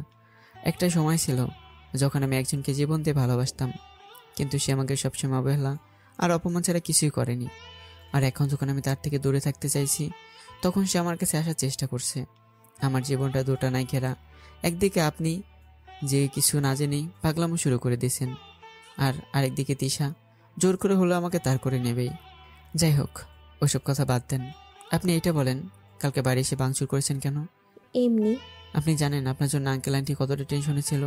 আমাকে 10 বার কল করেছিল, কিন্তু আমি ঘুমিয়েছিলাম তাই ধরতে পারিনি। শেষে দারোয়ানকে দিয়ে দরজা ভেঙেছে। আর কখন এরকম করবেন? না। মনে থাকবে? হুম। ঠিক আছে চলেন। কোথায়? কোথায় আবার? শপিংয়ে। আপনি না সেদিন বলেন আমার সাথে শপিং করতে যাবেন? ও সরি, মনে ছিল না। আপনি একটু বসেন, আমি আসতেছি। আবার কোথায় যাবেন? রুমে যাব আর আসবো। মায়ের দৌড়ে সিঁড়ি বেয়ে তাড়াতাড়ি রুমে চলে গেল। আমি রিমোট হাতে নিয়ে টিভিতে কার্টুন দেখতে লাগলাম। 10 মিনিট পার হয়ে গেল কিন্তু এখনও মায় আসছে না। আমার বসে থাকতে দেখতে বিরক্ত লাগছে। মায়ের উপরও রাগ উঠতে লাগলো। তাই আমি আন্টিকে ডেকে বললাম, আন্টি আপনি উপরে কি একটু মাইকে তাড়াতাড়ি আসতে বলেন। আন্টি আমার কথা শুনে উপরে গেল মাইকে ডাক দিতে। আমি বসে মোবাইল হাতে নিয়ে ঘাটাঘাটি করতে লাগলাম। 5 মিনিট হয়ে আসলো কিন্তু মায়ের বা আন্টির কোনো খবর নেই। তার রেগে গিয়ে আমি সোফা থেকে উপরে উঠে 2 তলা সিঁড়ি দিয়ে উঠতে লাগলাম। 2 তলায় উঠতেই আমার কানে আন্টির কথা ভেসে আসলো। আমি একটু এগিয়ে গিয়ে আঙ্কেল আন্টির রুমের সামনে দাঁড়িয়ে তাদের কথা শুনতে লাগলাম। কি গো, এত সকাল সকাল কে আসলো বাড়িতে? ও তা এত সকালে কিসের জন্য এসেছো? কাল রাতে মায়াকে নিয়ে ভয় পেয়ে আমি আবিরকে ফোন দিয়েছিলাম, কিন্তু রাতে ঘুমিয়ে পড়েছিল তাই ফোন রিসিভ করতে পারে নাই। সকালে উঠে এতগুলো মিস কল দেখে হয়তো ভয় পেয়ে যায়, যার জন্য সকাল সকাল আমাকে ফোন দেয়। আর আমিও আবিরকে সত্যিটা বলে দিই। এই জন্য হয়তো এত সকালে মায়াকে দেখার জন্য এসেছে। ও আচ্ছা, আবির এখন কোথায় আছে? নিচে বসে টিভি দেখছে। খাওয়ার জন্য কিছু দিয়েছে? না। কেন? এখনো রান্না করা শেষ হয়নি। তাহলে এত সময় কি করছিলে? বসেছিলাম, আমার তো 4টা হাত যে একসাথে 4টা কাজ করব। আন্টি রেগে রুম থেকে বেরিয়ে দরজার কাছে এসে আবার আঙ্কেলের কাছে গিয়ে প্রশ্ন করলো, আচ্ছা আবির কি বিবাহিত? আন্টির কথা শুনে আঙ্কেল অবাক হয়ে বলল, তোমাকে কে বলছে? আগে আমি যে প্রশ্ন করেছি তার উত্তর দাও। কিন্তু তুমি কিভাবে জানলে? আবিরের মুখে শুনলাম। আর কি কি শুনছো? তেমন কিছু না, তবে কাল রাতে তোমার মেয়ে যে পাগলামো করেছে তার কারণ হচ্ছে আবিরের বউ। আবিরের বউ সে আবার কোথা থেকে আসলো? আমি কি করে বলবো? এটা তো একমাত্র আবিরই বলতে পারবে। তুমি ঠিক বলছো। আমি বরং কালকে অফিসে গিয়ে একবার আবিরের সাথে এই বিষয় নিয়ে কথা বলে দেখবো না। আর একটা কথা, আবির কি চায় এটাও জেনে আসবে, কারণ পরে যদি আবির ওই মেয়েটাকে পেয়ে মায়াকে দূরে ঠেলে দেয় তাহলে আমার মেয়েটা হয়তো আবিরকে ছাড়া মরে যাবে। ঠিক আছে, জেনে নিবনি। এখন তুমি যাও। আমি এত সময় ধরে ওদের কথা শুনছিলাম। হঠাৎ নুপুরের শব্দে সামনে তাকে দেখে মায়া আমার দিকে এগিয়ে আসছে। আমি একটা স্বস্তির নিঃশ্বাস ফেললাম। তার কারণ আন্টি যদি রুম থেকে বেরিয়ে এসে আমাকে এখানে দাঁড়িয়ে থাকতে দেখতো তাহলে হয়তো বুঝে যেত আমি এত সময় এখানে দাঁড়িয়ে তাদের কথা শুনছিলাম। মায়া আমার কাছে এসে বলল, চলেন যাওয়া যাক। চলেন। তারপর আমরা দুজনেই বাড়ি থেকে বেরিয়ে গাড়িতে বসলাম। মায়া ড্রাইভিং সিটে বসে গাড়ি চালাচ্ছে আর আমি মায়ের পাশে সিটে বসে আছি। একটু পরে একটা শপিং মলের সামনে এসে গাড়ি থামালো। আমরা দুজনে গাড়ি থেকে নেমে শপিং মলের ভেতরে গেলাম। মায়া ঘুরে ঘুরে কাপড় দেখতেছে আর আমি মায়ের পিছনে বডিগার্ডের মতো ঘুরতেছি। হঠাৎ একটা দোকানে গিয়ে আমি থ মেরে দাঁড়িয়ে গেলাম, কারণ দোকানের ভিতরে তিশা ছিল, হয়তো শপিং করার জন্য এসেছে। কিন্তু এখন আমার কি হবে এটাই ভাবতেছি। তিশা আমাকে কিছু না বলে রেগে মেগে দোকান থেকে চলে গেল। আমি একটু স্বস্তির নিঃশ্বাস ফেললাম, কারণ তিশা যদি এই পাবলিক প্লেসে কোনো ঝামেলা করতো তাহলে আর মান সম্মানে বাড়ি ফিরতে পারতাম না। কি মায়ের প্রায় 3 ঘন্টা যাবৎ ঘোরাঘুরি করে একটা শাড়ি পছন্দ করে, আর আমার মায়ের পিছনে ঘুরতে ঘুরতে অবস্থা বেহাল করে ফেলেছি। আরও কয়েকটা দোকান ঘোরাঘুরি করলাম, কিন্তু মায়ের আর কিছু পছন্দ হলো না, তাই বিল পেমেন্ট করে শপিং থেকে চলে গেলাম। শপিং মল থেকে বেরিয়ে একটা রেস্টুরেন্টে গেলাম দুপুরের খাবার খাওয়ার জন্য। সারাদিন মায়ের পেছনে ঘোরাঘুরি করে বেশ খিদে পেয়েছে, খিদে জ্বালে পেট ব্যথা করতেছে, তাই খাবার আসার সাথে সাথেই এদিক ওদিক না থেকে খাওয়া শুরু করে দিলাম। খাওয়া শেষে বড়সড় একটা ঢোক তুললাম। বেশ ভালো লাগছে এখন। আমি সামনে তাকিয়ে দেখি রেস্টুরেন্টে সবাই আমার দিকে চোখ বড় বড় করে তাকিয়ে আছে। আমি যেন অনেক বড় ভুল করে ফেলেছি। মায়া আমার দিকে তাকিয়ে আছে। আমি হাত দিয়ে ইশারা করে বললাম, কি হয়েছে, এভাবে তাকিয়েছো কেন? কিছু না, এতই যখন খিদে পেয়েছিল তখন আমাকে বললেই পারতেন, শুধু শুধু কষ্ট করার মানে আছে? আপনি তো শপিং নিয়ে ব্যস্ত ছিলেন। বাপরে, একটা শাড়ি পছন্দ করতে 3 ঘন্টা গাড়ি দিলেন। আল্লাহ জানে আপনাকে যে বিয়ে করবে তার কি হবে। আমার তো এটা ভাবতেই ছেলেটার জন্য কষ্ট হচ্ছে। আরেকবার বল, কি বললি? সরি। কান খুলে শুনে রাখ, এই মায়ার জীবনে একমাত্র তুই ছাড়া অন্য কোনো পুরুষ আসতে পারবে না, আর যদি আসে তাহলে সেদিন আমার মৃত্যু হবে। এতক্ষণ রেস্টুরেন্টে সবাই আমাদের দিকে তাকিয়ে টিভি শো দেখছিল। এক লোক তো কাছে এসে বলে ফেললো, মিয়া আপনি তো খুব খারাপ লোক। মেয়েটা আপনাকে ভালোবাসে আর আপনি মেয়েটাকে কষ্ট দিচ্ছেন। আপনি খুব খারাপ একটা কাজ করেছেন, আর এর জন্য আপনার শাস্তি হিসাবে এক্ষুনি আমাদের সবার সামনে মেয়েটার কাছে ক্ষমা চাইবেন। আপনারা কি বলেন সবাই? সবাই একসাথে হ্যাঁ বলল। আমি যে কি বিপদে আছি সেটা শুধু একমাত্র আমি জানি। কাকে বললে সে উল্টো আমাকে দোষারোপ করবে। আমি উঠে গিয়ে মায়ের সামনে কান ধরে বললাম, সরি, আমার ভুল হয়ে গেছে। আমি আর কখনো তোমাকে কষ্ট দেব না। এবারের জন্য মাফ করে দাও, না হলে এরা আমাকে এখান থেকে যেতে দেবে না। Please please please. মাফ করতে পারি, তবে একটা শর্ত আছে, যদি মানতে পারো তাহলেই করব, আর নয়তো না। তুমি যা বলবে আমি তাই মানতে রাজি আছি, তবুও মাফ করে দাও। ঠিক আছে, মাফ করলাম। ওহ ইয়েস, শুনেছেন আপনারা, আমাকে মাফ করে দিয়েছে। এত খুশি হও ভালো না, আগে শর্তটা শুনে নাও। কি কি শর্ত বলো? আজ থেকে তিশার নাম মুখে আনতে পারবে না, তিশাকে ভুলে যেতে হবে, তিশার থেকে দূরে দূরে থাকতে হবে, আর এই চাকরি ছেড়ে দিয়ে অন্য কোম্পানিতে চাকরি নিতে হবে। এবার বলো, পারবে আমার সব শর্ত মেনে নিতে? মায়ের কথা শুনে থ মেরে দাঁড়িয়ে গেলাম। মুখের হাসিটা উড়ে গেল, নিমিষে চোখের কোণে পানি চলে আসলো। এ কি শর্ত দিল মায়া? আমি কিভাবে তিশাকে ভুলে যাব? ও তো আমার প্রথম ভালোবাসার মানুষ। তিশাকে বলতে হলে তো আমাকে আগে আমার অতীত ভুলে যেতে হবে। মামা মামি নানা নানিকে সবাইকে ভুলে যেতে হবে। আমি কিছুতেই তিশাকে বলতে পারবো না, এটা কোনোদিনই সম্ভব নয়। রেস্টুরেন্টের সবাই আমার একটা কথা শোনার জন্য আগ্রহ নিয়ে দাঁড়িয়ে আছে। আমি কি করব এখন ভেবে পাচ্ছি না, বুকের ভেতরটা ফেটে যাচ্ছে। আমি জোরে জোরে বললাম, আমি পারবো না, কিছুতেই না, আমার পক্ষে তিশাকে বলা অসম্ভব। আর কিছু না বলে রেস্টুরেন্ট থেকে বেরিয়ে এলাম। সামনে থেকে একটু অটো নিলাম। অটোতে বসে চোখের পানি মুছলাম। মনে হয় অটোওয়ালা আমার চোখের পানি মুছতে দেখে ফেলেছে, তাই অটোওয়ালা মামা আমাকে প্রশ্ন করলো, ভাই আপনি কান্না করছেন কেন? এমনি। বুঝছি, মেয়ে কেস। আমি আপনার মতো একটা মেয়েকে ভালোবাসতাম, মেয়েটাও আমাকে ভালোবাসতো, কিন্তু মেয়েটার পরিবার আমাদের ভালোবাসা মেনে নেয়নি, কারণ আমি গরিব ছিলাম আর ওনারা বড়লোক ছিল। একদিন মেয়েটা ফোন দিয়ে বলল বাবা তার জন্য ছেলে দেখেছে। আমিও বলে দিয়েছিলাম আমাকে ভুলে যাও আর ছেলেটাকে বিয়ে করে সুখে শান্তিতে সংসার করো। সেদিন মেয়েটা অনেক কান্না করছিল, শুধু মেয়েটা না, আমিও সারা রাত কান্না করে কাটিয়ে দিয়েছি। আমার আগ্রহ বেড়ে গেল, তাই আমি বললাম, তারপর কি হলো? তারপর আর কি, মেয়েটার বিয়ে অন্য কারোর সাথে হয়ে গেল, এখন স্বামী সন্তান নিয়ে সুখেই আছে। আর আপনার কি হলো? আমার আবার কি হবে, সারাদিন অটো চালিয়ে বাড়ি যাই, বাড়ি গিয়ে বউ মেয়ে নিয়ে সুখেই আছি। এখন আর মনে পড়ে না তার কথা। আপনার মেয়ের নাম কি? সাইমা। নিশ্চয়ই এই নামটা আপনি যাকে ভালোবাসতেন তার নাম ছিল। কিন্তু আপনি কিভাবে বুঝলেন? আন্দাজ করে বললাম। ও, হঠাৎ অটোওয়ালা বলল, কোথায় নামিয়ে দিব? ওইখানে নাকি আরও সামনে যাবেন? না না, এখানে নামিয়ে দিন। ঠিক আছে। অটো থামলাম, অটো থেকে নেমে ভাড়া দিয়ে বাড়ির ভিতরে গেলাম। লোকটার সাথে কথা বলতে বলতে কখন যে বাড়ির কাছে চলে এসেছি খেয়ালই নেই। আমি সাইপাশ বাবা বাদ দিয়ে বাড়ির ভেতরে গেলাম। ভিতরে গিয়ে আরেক দফা অবাক।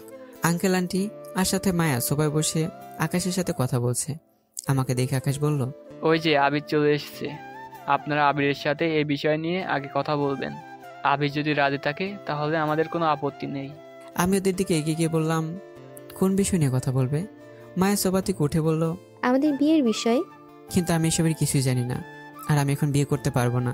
আমার আরো কিছুদিন সময় লাগবে বিয়ে নিয়ে ভাবার জন্য। কেন? সেদিন তো তোমার সামনেই তোমার আর মায়ের বিয়ে নিয়ে মায়ের আম্মুর সাথে কথা বলছিলাম। তাহলে তুমি কিভাবে বলতেছো তুমি বিয়ের বিষয়ে কিছু জানো না? হ্যাঁ শুনেছি, তবে তখনকার পরিস্থিতি আর এখনকার পরিস্থিতি এক না। তাছাড়া তিশার সাথে এখন আমার সম্পর্ক আছে। তাহলে ডিভোর্স দিয়ে দাও। মুখের কথা বললাম আর হয়ে গেল? তার জন্য অন্তত 3 মাস অপেক্ষা করতে হবে। তাছাড়া তিশা মরে গেল ডিভোর্স পেপারে সাইন করবে না। আর মাকে বিয়ে করতে গেলেও তিশার অনুমতি ছাড়া হবে না। আর তিশার জীবনে আমাকে সে অনুমতি দেবে না। এখন আপনারাই বলেন আমি এখানে কি করব? মূলত কিছুদিন সময় নিয়ে ভাবার জন্য কথাগুলো বললাম, যেন পরে গিয়ে নিজেকে আফসোস না করতে হয়। আবির, ঠিক বলেছো। প্রথম বউয়ের অনুমতি ছাড়া বিয়ে করা যাবে না। তাহলে কি করতে চাও আবির? দেখি কি করতে পারি। তার জন্য তো আমাকে কিছুদিন সময় দিতে হবে, নাহলে কিভাবে কাজটা করব? ঠিক আছে, যত সময় লাগে নাও, তবে তোমাদের ডিভোর্সটা যেন হয়। বড় করে একটা নিঃশ্বাস নিলাম। যাক, এই যাত্রায় বেঁচে গেলাম। তবে যা করার এই 3 মাসের ভেতরেই করতে হবে। আমি সবার কাছ থেকে বিদায় নিয়ে রুমে চলে আসলাম। রুমে এসে দেখি খুব সুন্দর করে রুমটা সাজিয়ে রেখেছে, কিন্তু কে করেছে এই কাজটা? মায়া নয় তো? হতেও পারে। এসব চিন্তা করে ওয়াশরুমে গেলাম। 10 মিনিট পর ওয়াশরুম থেকে তোয়ালে ঠিক করতে করতে বেরিয়ে দেখি মায়া বিছানার উপর শুয়ে আমার দিকে চোখ বড় বড় করে তাকিয়ে আছে। আমি টপ করে তোয়ালে কোমরে পেঁচিয়ে নিলাম। মায়ের চোখ বন্ধ করে এক চিৎকার দিয়ে রুমের বাইরে চলে গেল। আমার মান সম্মানের 14টা বেজে গেছে। মনে হয় উপরে নিচে সব দেখে ফেলেছে। আমি তাড়াতাড়ি করে কাপড় পরে নিলাম। কাপড় পরে মাকে ভিতরে আসতে বললাম।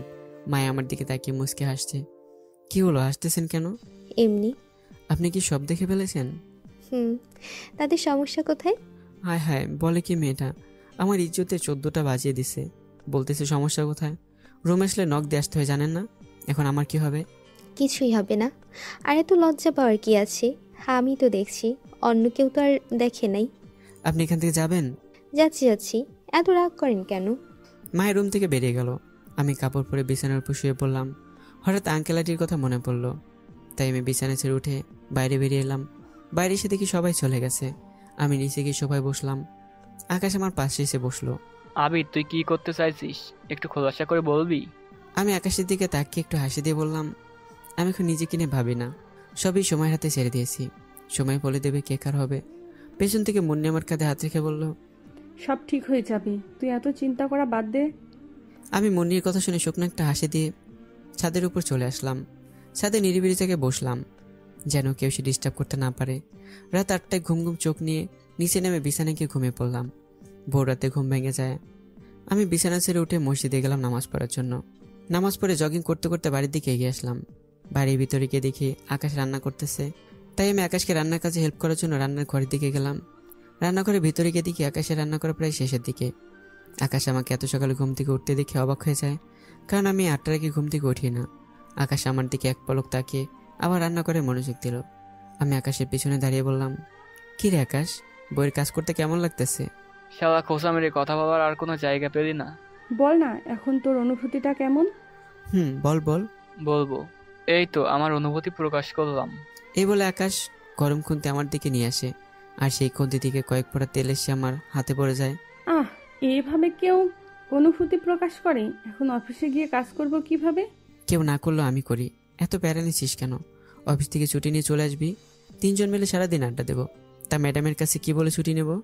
বলবি রান্না করার সময় হাতে গরম তেল পড়েছিল, তাই হাতে ঠোসা পড়েছে, কাজ করতে পারছিস না। বাহ বন্ধু, তোর মাথায় এত শয়তানি বুদ্ধি আছে, আগে জানতাম না। এখন আমাকে আরেকটা হেল্প কর। কি? এই মায়া তিশার চক্কর থেকে আমাকে একটু মুক্ত করতে পারবি? এটা কোনো ব্যাপার হলো? সত্যি তুই পারবি এদের থেকে আমাকে মুক্তি দিতে? তবে আমি যেভাবে বলবো সেভাবেই করতে হবে। ঠিক আছে, তাই করব। তবু ওই প্যারা থেকে বাঁচা। ওকে, তাহলে তুই এখন অফিসে যা, আমি বরং দেখি মুন্নি ঘুম থেকে উঠেছে কিনা। আকাশের সাথে কথা বলে ফুরফুরে মন নিয়ে অফিসে চলে আসলাম। কেবিনে ঢুকে সব কিছু গুছিয়ে চেয়ারে বসবো, তার আগে পিয়ন এসে বলল, ম্যাডাম আপনাকে ডাকছে। আমি ইনোসেন্ট একটা ভাব নিয়ে তিশার কেবিনে নক করলাম। ম্যাডাম আসবো? আয়। তিশার কথায় বুঝলাম এখন সে রেগে গেছে, আর কালকে সে রাগটা এখন আমার উপর দিয়ে ছাড়বে। আমি ছোট ছোট পায়ে হেঁটে তিশার সামনে গিয়ে দাঁড়ালাম। তিশা এবার চেয়ার ছেড়ে দাঁড়িয়ে অগ্নি দৃষ্টির আমার দিকে তাকালো। তিশার ওই চাহনি দেখে ভয়ে আমার হাত পা কেঁপে উঠল। আমি সেখানে দাঁড়িয়ে থরথর করে কাঁপছি। তিশা আমার কাছে এসে দাঁড়িয়ে আমার হাত শক্ত করে চেপে ধরেই সকালে আকাশের সাথে দুষ্টুমি করতে গিয়ে যে হাতে তেল পড়েছিল সেই হাতটাই শক্ত করে চেপে ধরেছে। আমি তিশার থেকে এক ঝটকা হাত ছাড়িয়ে নিলাম। প্রচুর ব্যথা করতেছে, তাই হাতে ফদি দিয়ে তিশা আমার হাত ধরে ফেলে। তোমার হাত পুড়ে গেল কিভাবে? আমি তিশার হাত থেকে ছাড়িয়ে নিয়ে বললাম, প্লিজ আপনার অভিনয় একটু বন্ধ করেন, এসব আর সহ্য হচ্ছে না। বিশ্বাস করো, আমি কোনো অভিনয় করছি না। সত্যি আমি তোমাকে ভুল বুঝতে পেরেছি। আমাকে একটা সুযোগ কি দেওয়া যায় না? না, আমি একই ভুল আবারও করবো, এটা আপনি ভাবলেন কি করে? প্লিজ একটা সুযোগ দাও, তুমি যা বলবে আমি তাই করব। তবুও আমাকে দূরে ঠেলে দিও না। তোমার করা অবহেলা আমি আর সহ্য করতে পারছি না। কখনো কখনো মনে হয় আমি মরে গেলেই হয়তো সব সমস্যার সমাধান হয়ে যাবে। তুমিও ওই মেয়েটাকে বিয়ে করতে পারবে, আর আমিও তোমাকে হারানোর কষ্ট থেকে মুক্তি পেয়ে যেতাম। জানো আবির, গতকাল যখন তোমাকে মায়ার সাথে শপিং মলে দেখেছি তখন আমার খুব কষ্ট হচ্ছিল। কিছু সময়ের জন্য মনে হচ্ছিল আমি তোমাকে হারিয়ে ফেলেছি, আর কখনো তোমাকে ফিরে পাবো না। অনেক কষ্ট হচ্ছিল তখন। তাই সেদিন শপিং মল থেকে বেরিয়ে এই বিষের বোতলটা কিনে এনেছিলাম। ভাবছিলাম বাড়ি এসে বোতলের সবটুকু বিষ খেয়ে চিরদিনের জন্য পৃথিবীর মায়া ত্যাগ করে দূর অজানায় চলে যাব। বিশ্বাস করো, অনেক চেষ্টা করেছি বিষ খেয়ে মরার জন্য, কিন্তু মরতে পারলাম না। যতবারই বিষ খাওয়ার চেষ্টা করেছি ঠিক ততবারই তোমার কথা মনে পড়ে যেত। এখন আমি কি করব তুমিই বলো। তিশার চোখের পানি দেখে আমার খুব কষ্ট হচ্ছে। আমি তিশার সামনে হাঁটু গেড়ে বসে চোখের পানি মুছে দিলাম। তিশা অসহায় দৃষ্টিতে আমার দিকে তাকালো। আমার মন চাইছে আমি তিশাকে বুকে টেনে নিই, কিন্তু কোনো এক কারণে তিশাকে কাছে টেনে নিতে পারছি না। কারণটা আমার কাছে এখনও অজানা। আমি ভর্তি করে তিশার কেবিন থেকে চলে আসলাম। কেবিনে বসে কাজে মনোযোগ দিলাম। কাজ করতে করতে কখন লাঞ্চের সময় পার হয়ে গেছে খেয়ালই নেই। আমি কাগজপত্র গুছিয়ে লাঞ্চের জন্য ক্যান্টিন দিকে যেতে লাগলাম। এমন সময় পেছন থেকে পিয়ন চাচা ডাক দিল। আমি পিছন ফিরে তাকিয়ে বললাম, কিছু বলবেন চাচা? ম্যাডাম আপনাকে ডেকেছে। কেন? আমি বলতে পারবো না, তবে ম্যাডাম অনেক রেগে আছে। আপনি দেরি না করে এখনই গিয়ে একবার দেখা করে আসেন, না হলে পরে ম্যাডাম আবার আরও রেগে যেতে পারে। আপনি জান আমি ম্যাডামের কেবিনে যাচ্ছি। পিয়ন চাচা চলে গেল। তিশার উপর বেশ রাগ হচ্ছে আমার, তাই আমি তিশার কেবিনে নক না করে ঢুকে পড়লাম। আচমকা যাওয়াতে তিশা চমকে উঠে দরজার দিকে তাকালো। দরজার কাছে আমাকে দিকে তিশা রাগ দেখিয়ে বলল, এত সময় লাগে আসতে? আমি সেই কখন থেকে টেবিলে খাবার সাজিয়ে বসে আছি। আমি দরজার কাছে দাঁড়িয়ে আছি। হঠাৎ টেবিলের দিকে তাকিয়ে রীতিমতো অবাক হয়ে গেলাম। টেবিল ভর্তি খাবার সাজিয়ে রেখেছে, বিভিন্ন রকমের খাবার দিয়ে সাজানো। আমি টেবিলে সাজানো খাবারের দিকে তাকিয়ে আছি। হঠাৎ তিশা আমার হাত ধরে টেনে নিয়ে বসালো। আমি অবাক হয়ে তিশার পানে তাকিয়ে আছি। তিশা একটা প্লেটে করে খাবার নিয়ে আমার পাশে এসে বসে এক লোকমা খাবার মুখের সামনে তুলে ধরে। আমি মুখ খুলছি না দেখে তিশা রেগে চোখ মুখ লাল করে আমার দিকে তাকিয়ে আছে, তবুও মুখ ফুটে কিছু বলছে না। তিশা আমার মুখের কাছে লোকমা হাতে নিয়ে বসে আছে। আমি তিশার রূপ দিকে ভয় পেয়ে গেলাম, তাই তিশার হাতের কাছে মুখ নিয়ে লোকমাটা মুখে তুললাম। তিশার মুখের হাসি রেখা ফুটে উঠল। এরপর প্লেটে সম্পূর্ণ খাবার সাবার করে তারপর তিশা আমাকে যেতে দিল। আমি কেবিনে এসে দেখি আঙ্কেল বসে আছে, চোখ মুখে স্পষ্ট চিন্তার চাপ লেগে আছে। আমি এগিয়ে গিয়ে জিজ্ঞেস করলাম, আঙ্কেল কি হয়েছে? আপনাকে দেখে মনে হচ্ছে কিছু একটা নিয়ে চিন্তা করছেন। তেমন কিছু না। আচ্ছা আবির, তোমাকে একটু আগে দেখে আসলাম ম্যাডামের কেবিনে বসে খাবার খেতে। আঙ্কেলের কথা শুনে আমি চমকে উঠলাম। উনি কিভাবে জানলো আমি ম্যাডামের সাথে বসে খাবার খাচ্ছিলাম? আমি তুতলে বললাম, না মানিয়ে আঙ্কেল হয়েছে কি, আমি লাঞ্চ করার জন্য ক্যান্টিন দিকে যাচ্ছিলাম, তখন ম্যাডাম আমাকে ডাক দিয়ে বলল আজকে খাবার বেশি করে নিয়েছে, তাই আমি যেন তার সাথে বসে খাবার খাই। আমারও খিদে পেয়েছিল, তাই আমি ম্যাডামের সাথে বসে খেয়েছি। কিন্তু আপনি দেখলেন কিভাবে? দেখো আবির, আমার সাথে মিথ্যা বলে কোনো লাভ নেই। আমি তোমাদের মধ্যকার সম্পর্ক জেনে গেছি। তবে একটা কথা বলি, মায়া তোমাকে অনেক ভালোবাসে। তোমাকে না পেলে হয়তো আমার মেয়েটা মরে যাবে। প্লিজ তোমার কাছে হাত জোর করে বলছি, আমার মেয়েটাকে তুমি কষ্ট দিও না। আঙ্কেল চোখ মুছতে মুছতে আমার কেবিন ছেড়ে চলে গেল। আমি চেয়ারে হেলান দিয়ে ভাবতেছি, আমি যদি তিশাকে মেনে নিই তাহলে মায়ের কি হবে? আবার মায়েরকে মেনে নিলে তিশা মরে যাবে। মাথায় হাত দিয়ে বসে আছি। ঠিক সেই সময়ে আফরোজা কেবিনে ঢুকলো। কি মিস্টার, এইভাবে মাথায় হাত রেখে বসে বসে কি ভাবছেন? আপনার কথাই ভাবছি। আমার কথা? তা কি ভাবছেন আমাকে নিয়ে শুনি? ভাবতে যে আফরোজা ম্যাডাম তো বড় লোক হয়ে গেল, আগের মতো আমার সাথে দেখা করতে আসে না, কথা বলতে আসে না, সবসময় দেখি কেবিনে বসে থাকতে। তা হঠাৎ আজকে কি মনে করে আসলেন? আপনারা বলেছে আমি বড়লোক হয়ে গেছি। আসলে ম্যাডাম অনেক প্যারায় রাখে, কেবিন ছেড়ে কোথাও যেতেই দেয় না, সারাদিন শুধু কাজ আর কাজ। আপনি বলেন, একটা মানুষ কি সারাদিন কাজ করতে পারে? একটু তো বিশ্রামের প্রয়োজন হয়, তাই না? বিশ্রামের কথা বাদই দিলাম, একটু ওয়াশরুমে যাওয়ারও টাইম দেয় না। এখন আপনিই বলেন, আমি কিভাবে আপনার সাথে দেখা করতে আসব? এখন একটু বিশ্রামে নেওয়ারও সময় পাই না। এটা তো ঘোর অন্যায়। অন্যায় বলতে অন্যায়, এর একটা বিহিত করতেই হবে। তা কি করবেন শুনি? সেটার জন্যই তো আপনার কাছে আসা। মানে? আপনার সাথে তো ম্যাডামের একটা ভালো সম্পর্ক আছে, তাই বলছি কি, আপনি যদি ম্যাডামের সাথে একটু কথা বলতেন, তাহলে আমি নিশ্চিত ম্যাডাম আপনাকে নিরাশ করবে না। প্লিজ এই অধমদের উপর একটু দয়া করেন ভাই। আপনি কিভাবে বলছেন? আমার সাথে ম্যাডামের ভালো সম্পর্ক আছে, আর ম্যাডাম আমার কথা শুনতে যাবেই বা কেন? কারণ আমি একটু আগে আপনাকে ম্যাডামের সাথে লাঞ্চ করতে দেখেছি। শুধু আমি না, অফিসের সবাই দেখেছে আপনাদের একসাথে লাঞ্চ করতে। কি? প্লিজ একটু হেল্প করুন না। অনেক আশা নিয়ে সবাই আমাকে আপনার কাছে পাঠিয়েছে। আমি নিজের সমস্যারই কোনো সমাধান খুঁজে পাচ্ছি না, সেখানে আপনাদের কিভাবে হেল্প করব? আপনারটা পরে সবাই মিলে সলভ করব, কিন্তু এখন আমাদের একটা ব্যবস্থা করেন। এইভাবে চলে আমরা বেশি দিন চাকরি করতে পারবো না, সবাই রিজাইন দিয়ে চলে যাবে। ঠিক আছে, আপনি যান, আমি দেখছি কি করতে পারি। আফরোজা চলে গেল। আমি বিরক্তকর ভাব নিয়ে তিশার কেবিনে গেলাম। তিশা চেয়ারে বসেছিল, আমাকে দেখে তিশা অবাক হয়ে দাঁড়িয়ে গেল। আমি গিয়ে তিশার সামনে চেয়ার টেনে বসে পড়লাম। তিশা তখনও দাঁড়িয়ে আছে, তাই আমি বললাম, দাঁড়িয়ে আছেন কেন, বসেন। তিশা আমতা করে বসে বলল, আবির তুমি রেগে আছো কেন? কি হয়েছে আমায় বলো, কেউ কিছু বলেছে তোমাকে? এই অফিসের এমডির একমাত্র স্বামী হচ্ছে আমি, আমাকে কে কি বলবে? কারো সাহস আছে নাকি আমাকে কিছু বলার? আমার কথা শুনে তিশা লজ্জায় লাল হয়ে গেছে। আমি এই সুযোগে তিশাকে বললাম, তিশা একটা কথা বলবো, রাখবে? কি কথা? আগে বলো, রাখবে? ঠিক আছে, এবার বলো কি হয়েছে।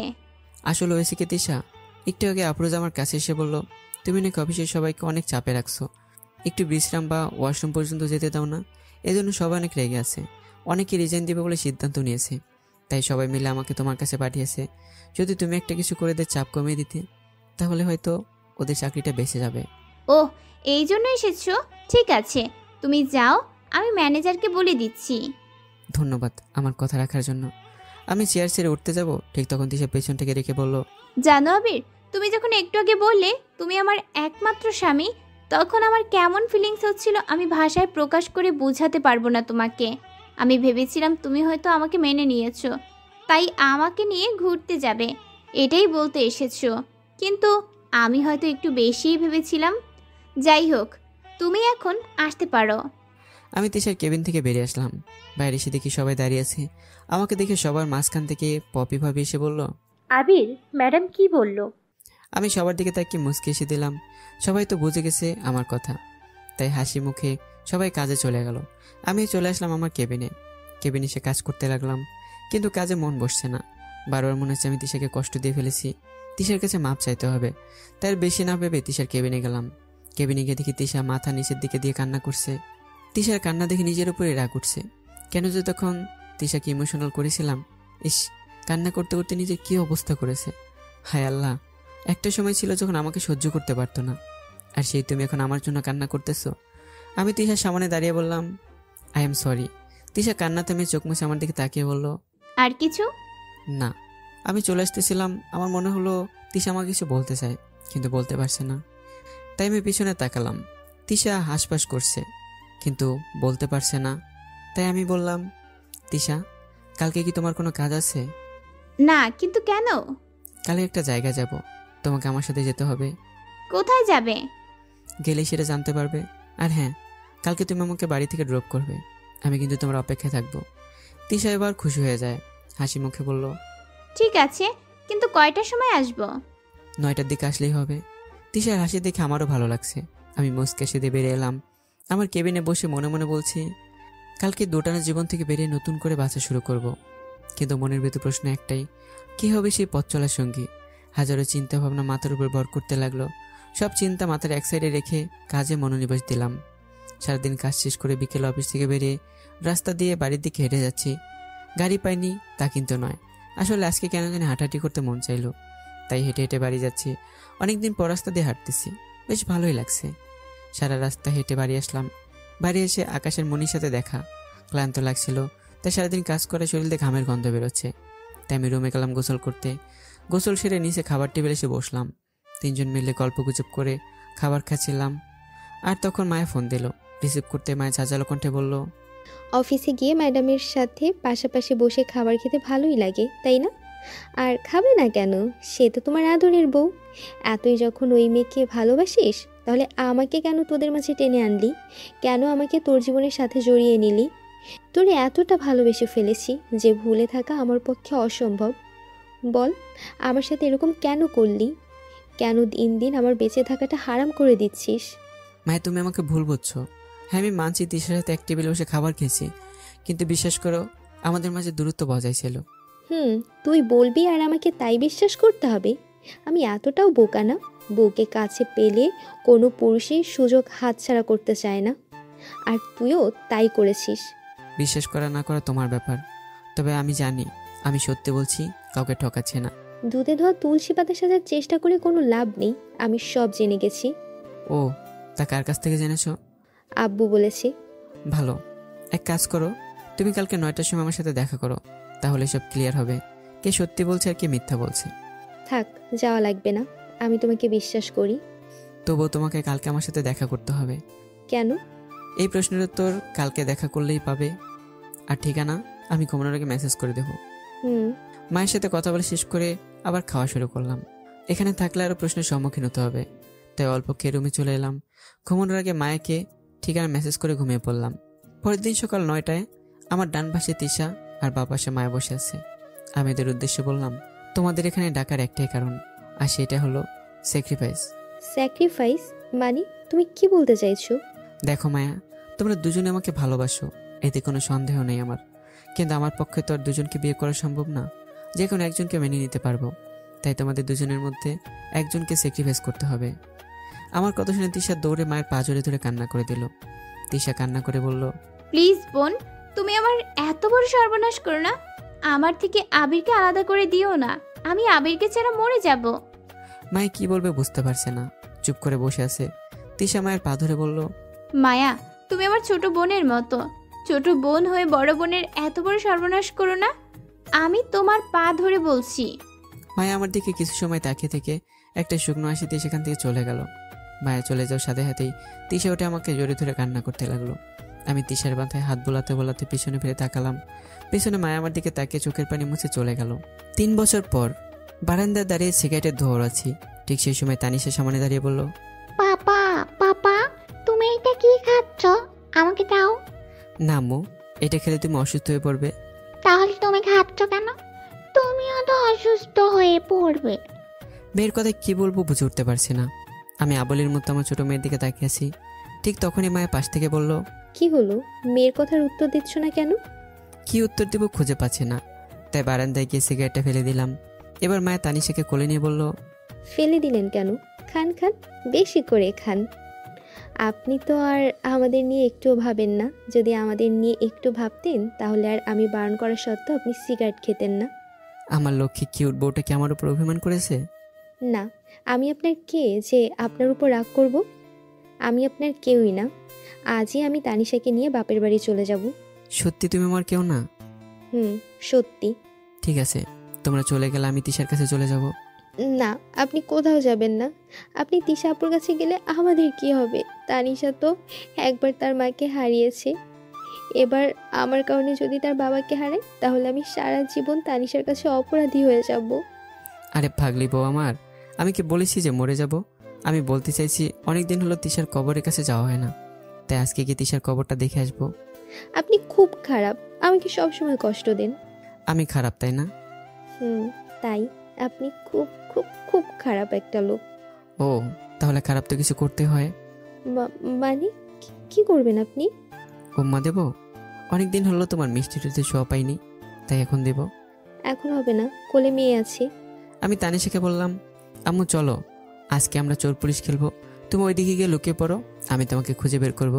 ঠিক আছে পাপা। তানিশা মায়ের কোল থেকে নেমে আলমারির পিছনে লুকিয়ে পড়ে। আমি সুযোগে মায়ের ঠোঁটের সাথে আমার ঠোঁট মিলিয়ে দিই। 5 মিনিট পর ছেড়ে দিয়ে দেখি তানিশা আমাদের সামনে মুখ ফুলে দাঁড়িয়ে আছে।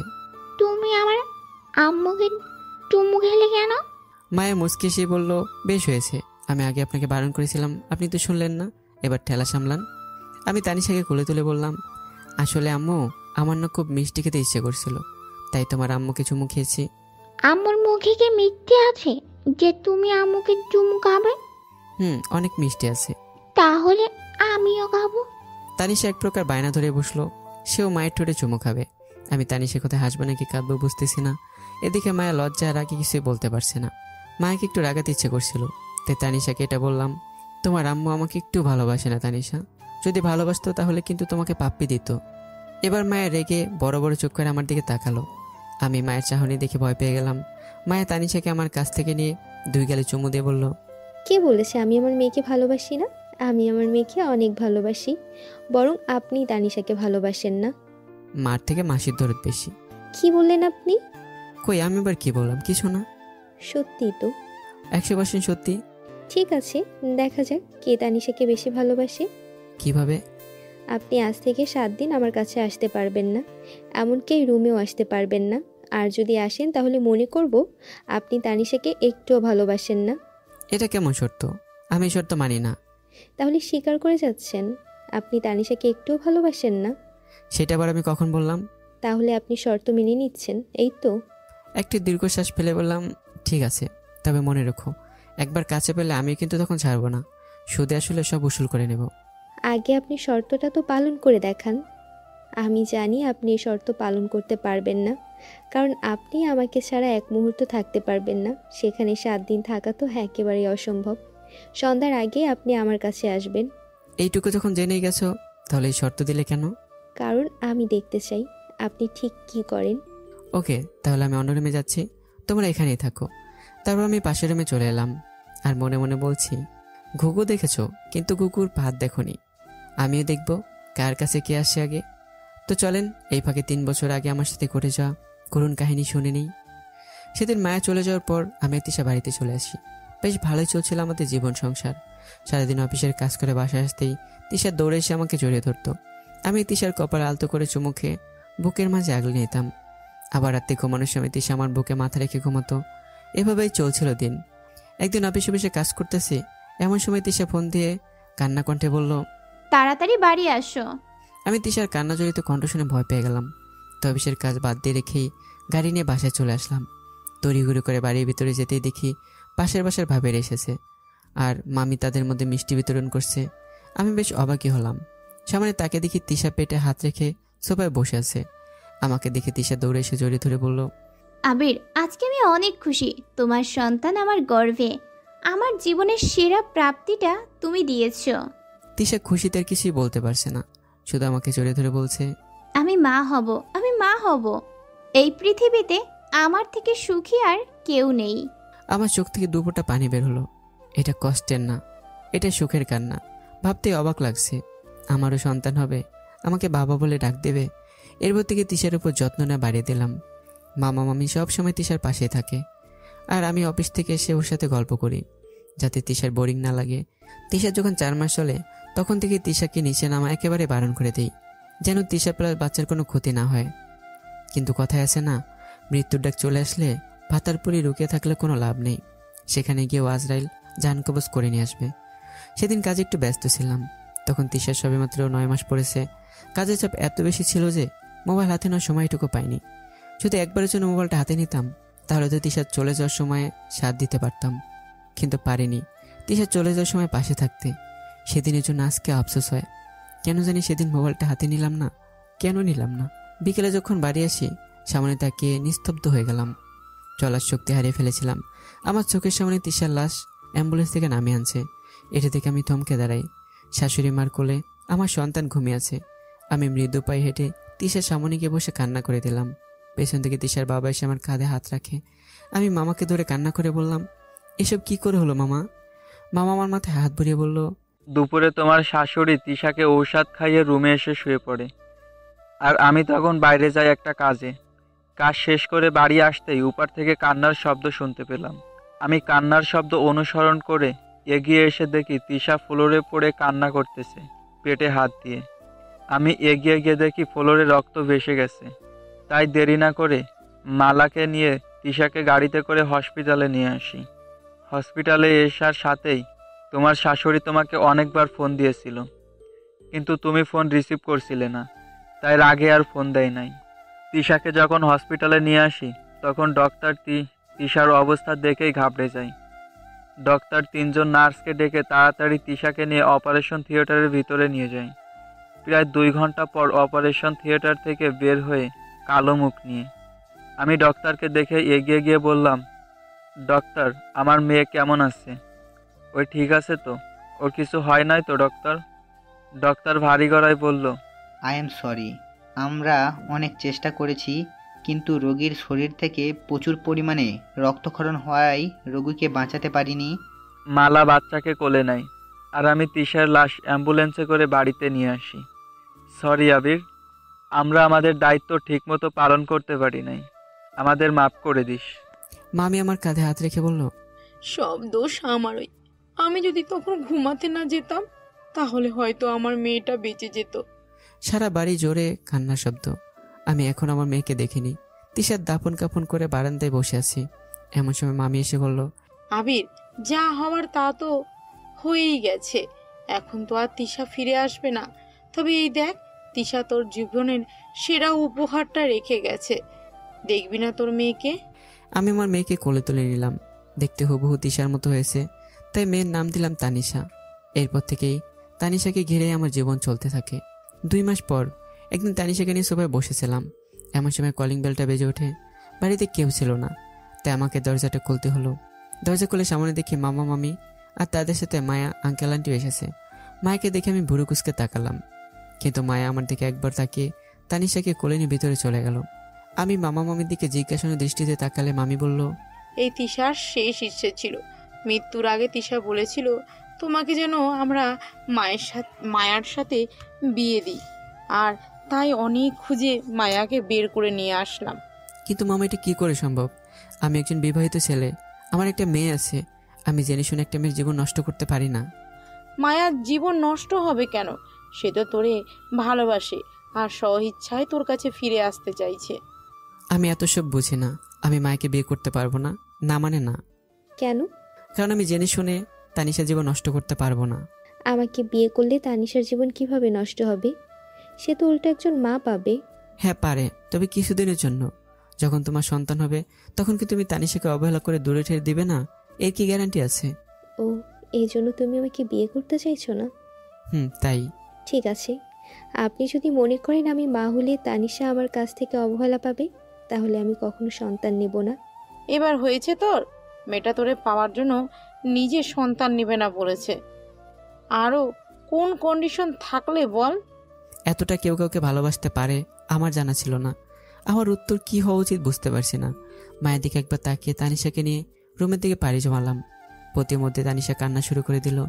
আমি কান্না থামানোর বৃথা চেষ্টা করছি, কিন্তু পারছি না। তাই ফিরে এসে মায়ের কোলে তানিশাকে দিলাম। মায়ের কোলে তানিশা যেতেই খিলখিল করে হেসে উঠল। মামি বলল, তানিশার জন্য মায়াই পারফেক্ট মা। মায়া তানিশাকে কোলে পেয়ে খুশি, আর আমি ওদের হাসি দেখে দুপুর পর্যন্ত ওদের সাথে গল্প করে কাটিয়ে দিলাম। বিকেলে তানিশাকে নিয়ে রুমে শুয়ে দিলাম। ঘুমিয়ে পড়েছে তাই তানিশার পাশে আমি চোখ বন্ধ করে শুয়ে আছি। হঠাৎ মাথায় করে স্পর্শ পেয়ে লাফ দিয়ে উঠে সামনে তাকিয়ে দেখি মায়া। আমার এমন ব্যবহার দেখে মায়া আমার দিকে কপাল ভাঁজ করে বলল, এভাবে লাফ দিলেন যে? এমনি। তুমি আমার রুমে কখন এসেছো? আর আচমকা আমার মাথায় হাত রাখার কারণ কি? মায়া আমার পাশে বসে বলল, কিছু না। আচ্ছা, আপনার মধ্যে কি একটু রোমান্টিকতার ছিটে ফোটাও নেই? কেন থাকবে না? আছে, তবে এতদিন বোঝানোর মতো মানুষ ছিল না, তাই রোমান্টিকতা দেখায়নি। তবে এখন সে মানুষটাকে পেয়ে গেছি। কে সেই মেয়ে? বল আমারে। আমার জিনিসের দিকে হাত দেওয়ার সাহস হলো কি করে? আজকে আমি তার মেরেই ফেলবো। মেয়েটার নাম বল। বলবো না। বল বলছি, না হলে কিন্তু আমি উল্টাপাল্টা কিছু করে বসবো। তোমার যা খুশি করতে পারো, তবু আমি তার নাম বলবো না। মায়া এদিক ওদিক তাকিয়ে টেবিল থেকে ফলকাটা চুরি হাতে নিয়ে গলায় ধরলো। আরে ভাই, ও নিজের গলায় না, আমার গলায় ধরেছে। আমার গলা শুকিয়ে গেছে। মায়ের রাগী কণ্ঠে বলল, বল মেয়েটার নাম কি? ছুরিটা গলায় ধরে রাখলে কিভাবে বলবো? ছুরিটা গলা থেকে সরাও আগে যে কোনো সময় কেটে যেতে পারে। না, আগে মেয়েটার নাম বল। মায়া। বাড়ি কোথায়? বাবার নাম বল। আজকে ওর একদিন কি আমার একদিন? কথা বলেই মায়ের জিহ্বায় কামড় দিয়ে হাত ইশারা করে বলল, আমি? তুমি। এবার গলা থেকে চাকু সরাও, কেটে যাবে তো। মায়া চাকু ফেলে দিয়ে আমাকে চাপটে ধরলো। আমি এসে মায়াকে জড়িয়ে নিলাম। রাতে মায়া আর আমার বিয়ে হলো। মামি ও আন্টি মিলে মায়াকে আমার রুমে দিয়ে আসে। আমি সবার সাথে কিছুক্ষণ কথা বলে তানিশাকে নিয়ে রুমে আসি। তানিশাকে রুমে আনার কারণ আছে। কারণ হচ্ছে মায়া কি রিয়াক্ট করে এটা দেখার জন্য। রুমে আসতেই মায়া তানিশাকে নিয়ে বিছানায় গিয়ে শুয়ে পড়লো। আহম তো অবাক। সারা রাত তানিশাকে নিয়ে কাটিয়ে দিল। আমি বেচারা রোমান্টিক গানের বদলে ছাকা খাওয়ার গান গাইতে গাইতে ঘুমিয়ে পড়লাম। সকালে উঠে দেখি মায়া আমাকে জড়িয়ে ধরে শুয়ে আছে। আমার মাথায় শয়তানি বুদ্ধি ভর করলো। আমি মায়ের নাক টিপে ধরি। মায়ের নাক দিয়ে শ্বাস নিতে পারছে না, তাই মুখ খুলে শ্বাস নিচ্ছে। এই সুযোগে আমি 4 ঠোঁট এক করে দিই। 3 মিনিট পর মায়া আমাকে ধাক্কা দিয়ে সরিয়ে জোরে জোরে শ্বাস নিতে থাকে। আমি দুষ্টুমি করে এসে বললাম, কি হয়েছে মায়া, এমন করছো কেন? কি হয়েছে তাই না, দেখাচ্ছি মজা। এ বলে মায়া আমাকে মারতে লাগলো। আমি আস্তে আস্তে মাকে থামিয়ে জড়িয়ে নিলাম। এভাবে দুষ্টু মিষ্টি রোমান্টিক ভালোবাসার মধ্যে দিয়ে আমাদের 2 বছরটা পার হয়ে গেল। এবার বর্তমানে ফিরে। রাতে মায়েকে ছেড়ে ঘুম আসছিল না। সত্যি বলতে বিয়ের পর আজকে প্রথম মায়েকে ছেড়ে ঘুমোতে হচ্ছে। তাই ঘুম আসছে না দেখে ছাদে বসে তারা গুনছি। 1 2 3 4। হঠাৎ কাঁধে কারো স্পর্শ পেলাম। জানি মায়া এসেছে, তাই ওভাবে বসে তার কথা শুনছি। মায়া পিছনে দাঁড়িয়ে বলল, এই আপনি কেমন বর? কোথায় বউয়ের অভিমান ভাঙাবেন তা না করে ছাদে বসে তার শুনছেন? কেন, তুমিই তো বললে 7 দিন আমি যেন তোমার ধারে কাছেও না গেছি। তাই এখানে বসে তারা গুনছি। কিন্তু তুমি এখানে কেন এসেছো? আপনারই নিতে এসেছি। চলেন, ঘুমাবেন। তুমি যাও, আমি একটু পরে ঘুমাবো। না, আপনি আমার সাথেই যাবেন। আমার ঘুম পাচ্ছে, চলেন। তোমার ঘুম পাচ্ছে, গিয়ে ঘুমিয়ে পড়ো। এখানে এসেছো কেন? কারণ আমি আপনাতে অবস্থা আপনার বুকে মাথা না রাখলে আমার ঘুম আসবে না। প্লিজ চলুন। এসব মিষ্টি কথা বলে কোনো লাভ হবে না। আমি আজকে পাশের রুমে গিয়ে ঘুমাবো। ইনফ্যাক্ট এই 7 দিন আমি তোমার আশেপাশে আসবো না। দেখুন, আপনি কিন্তু এবার বাড়াবাড়ি করছেন। আমি না, বাড়াবাড়ি তুমি শুরু করেছো। তাই তুমি যদি আমার রাগ ভাঙাতে পারো তাহলে তোমার সাথে যাবো, নয়তো না। মায়ের রাগ ভাঙানোর জন্যই সরি বললো। এতেও কাজ হলো না দেখে মায়ে কিছু সময় জোক শোনালো, কিন্তু এতে আমার রাগ কমলো না। এবার মায়ে কিছু একটা ভেবে কান্না করে দিল। ব্যাস হয়ে গেল, আমার রাগ সব ধুয়ে মুছে শেষ হয়ে গেল। আমি ব্যস্ত হয়ে পড়ি মায়েকে নিয়ে। আমার একটাই দুর্বলতা, সেটা হলো আমি মায়ের চোখে পানি দেখতে পারি না। কেন জানি কষ্ট হয়। তাই মায়েকে জড়িয়ে বললাম, বেশ ভালোই তো, আমার দুর্বলতাটাকে কাজে লাগিয়ে যাচ্ছ। কি করব? আপনি তো বললেন আপনার রাগ ভাঙাতে হবে, তাই একটু টেকনিক করে এই নাটকটা করলাম। কেমন হয়েছে আমার অভিনয়? অনেক সুন্দর। তুমি যদি অভিনয় জগতে যেতে না, তাহলে আমি নিশ্চিত একদিন তুমি অস্কার হাসিল করতে। অস্কারের থেকে দামি জিনিস আমার কাছে আছে। অস্কারের থেকে দামি জিনিস কি, সেটা দেখি। আপনি আপনি আমার 7 রাজার ধন। অনেক সাধনার পরে আপনাকে পাওয়া, তাই এই পৃথিবীর সব কিছুর থেকে আপনি আমার কাছে অনেক দামি। মায়ের কথা শুনে আমি ইমোশনাল হয়ে গেলাম। চোখ থেকে দুপোটা পানি বের হলো, আর সেই পানি মায়ের নিজেতে মুছে দিয়ে কাঁধে মাথা রেখে হাত শক্ত করে চেপে ধরে বসে আছে। ঘড়িতে রাত 11টা। আমি মায়েকে পাজা কোলে করে নিয়ে ছাদ থেকে রুমে নিয়ে আসলাম। মায়েকে বিছানায় শুয়ে আমি মায়ের উপর শুয়ে মায়ের কপালে চুমু দিলাম। তারপর মায়ের কোমল ঠোঁটে কিস করব, সেই সময় তানিশার ঘুম ভেঙে যায়। আমার রোমাঞ্চের 12টা বাজিয়ে দিয়ে মায়ের তানিশাকে নিয়ে ব্যস্ত হয়ে পড়ে। আমি সুদীর্ঘ শ্বাস ফেলে মায়ের সাথে মিলে তানিশার সাথে কথা বলতে থাকি। তানিশা খিলখিল করে এসেই যাচ্ছে। মায়ের দিকে তাকিয়ে মুচকে হাসি দিয়ে ওদের দুজনকে জড়িয়ে বললাম, পৃথিবীর শ্রেষ্ঠ উপহার তিশা দিয়ে গেছে, আর শ্রেষ্ঠ সুখ তুমি দিয়ে যাচ্ছ। এই রাতকে সাক্ষী রেখে বলছি, অনেক ভালোবাসি তোমাদের দুজনকেই। আর আপনারাও দোয়া করবেন যেন এভাবে ভালোবেসে যেতে পারি। আল্লাহ হাফেজ।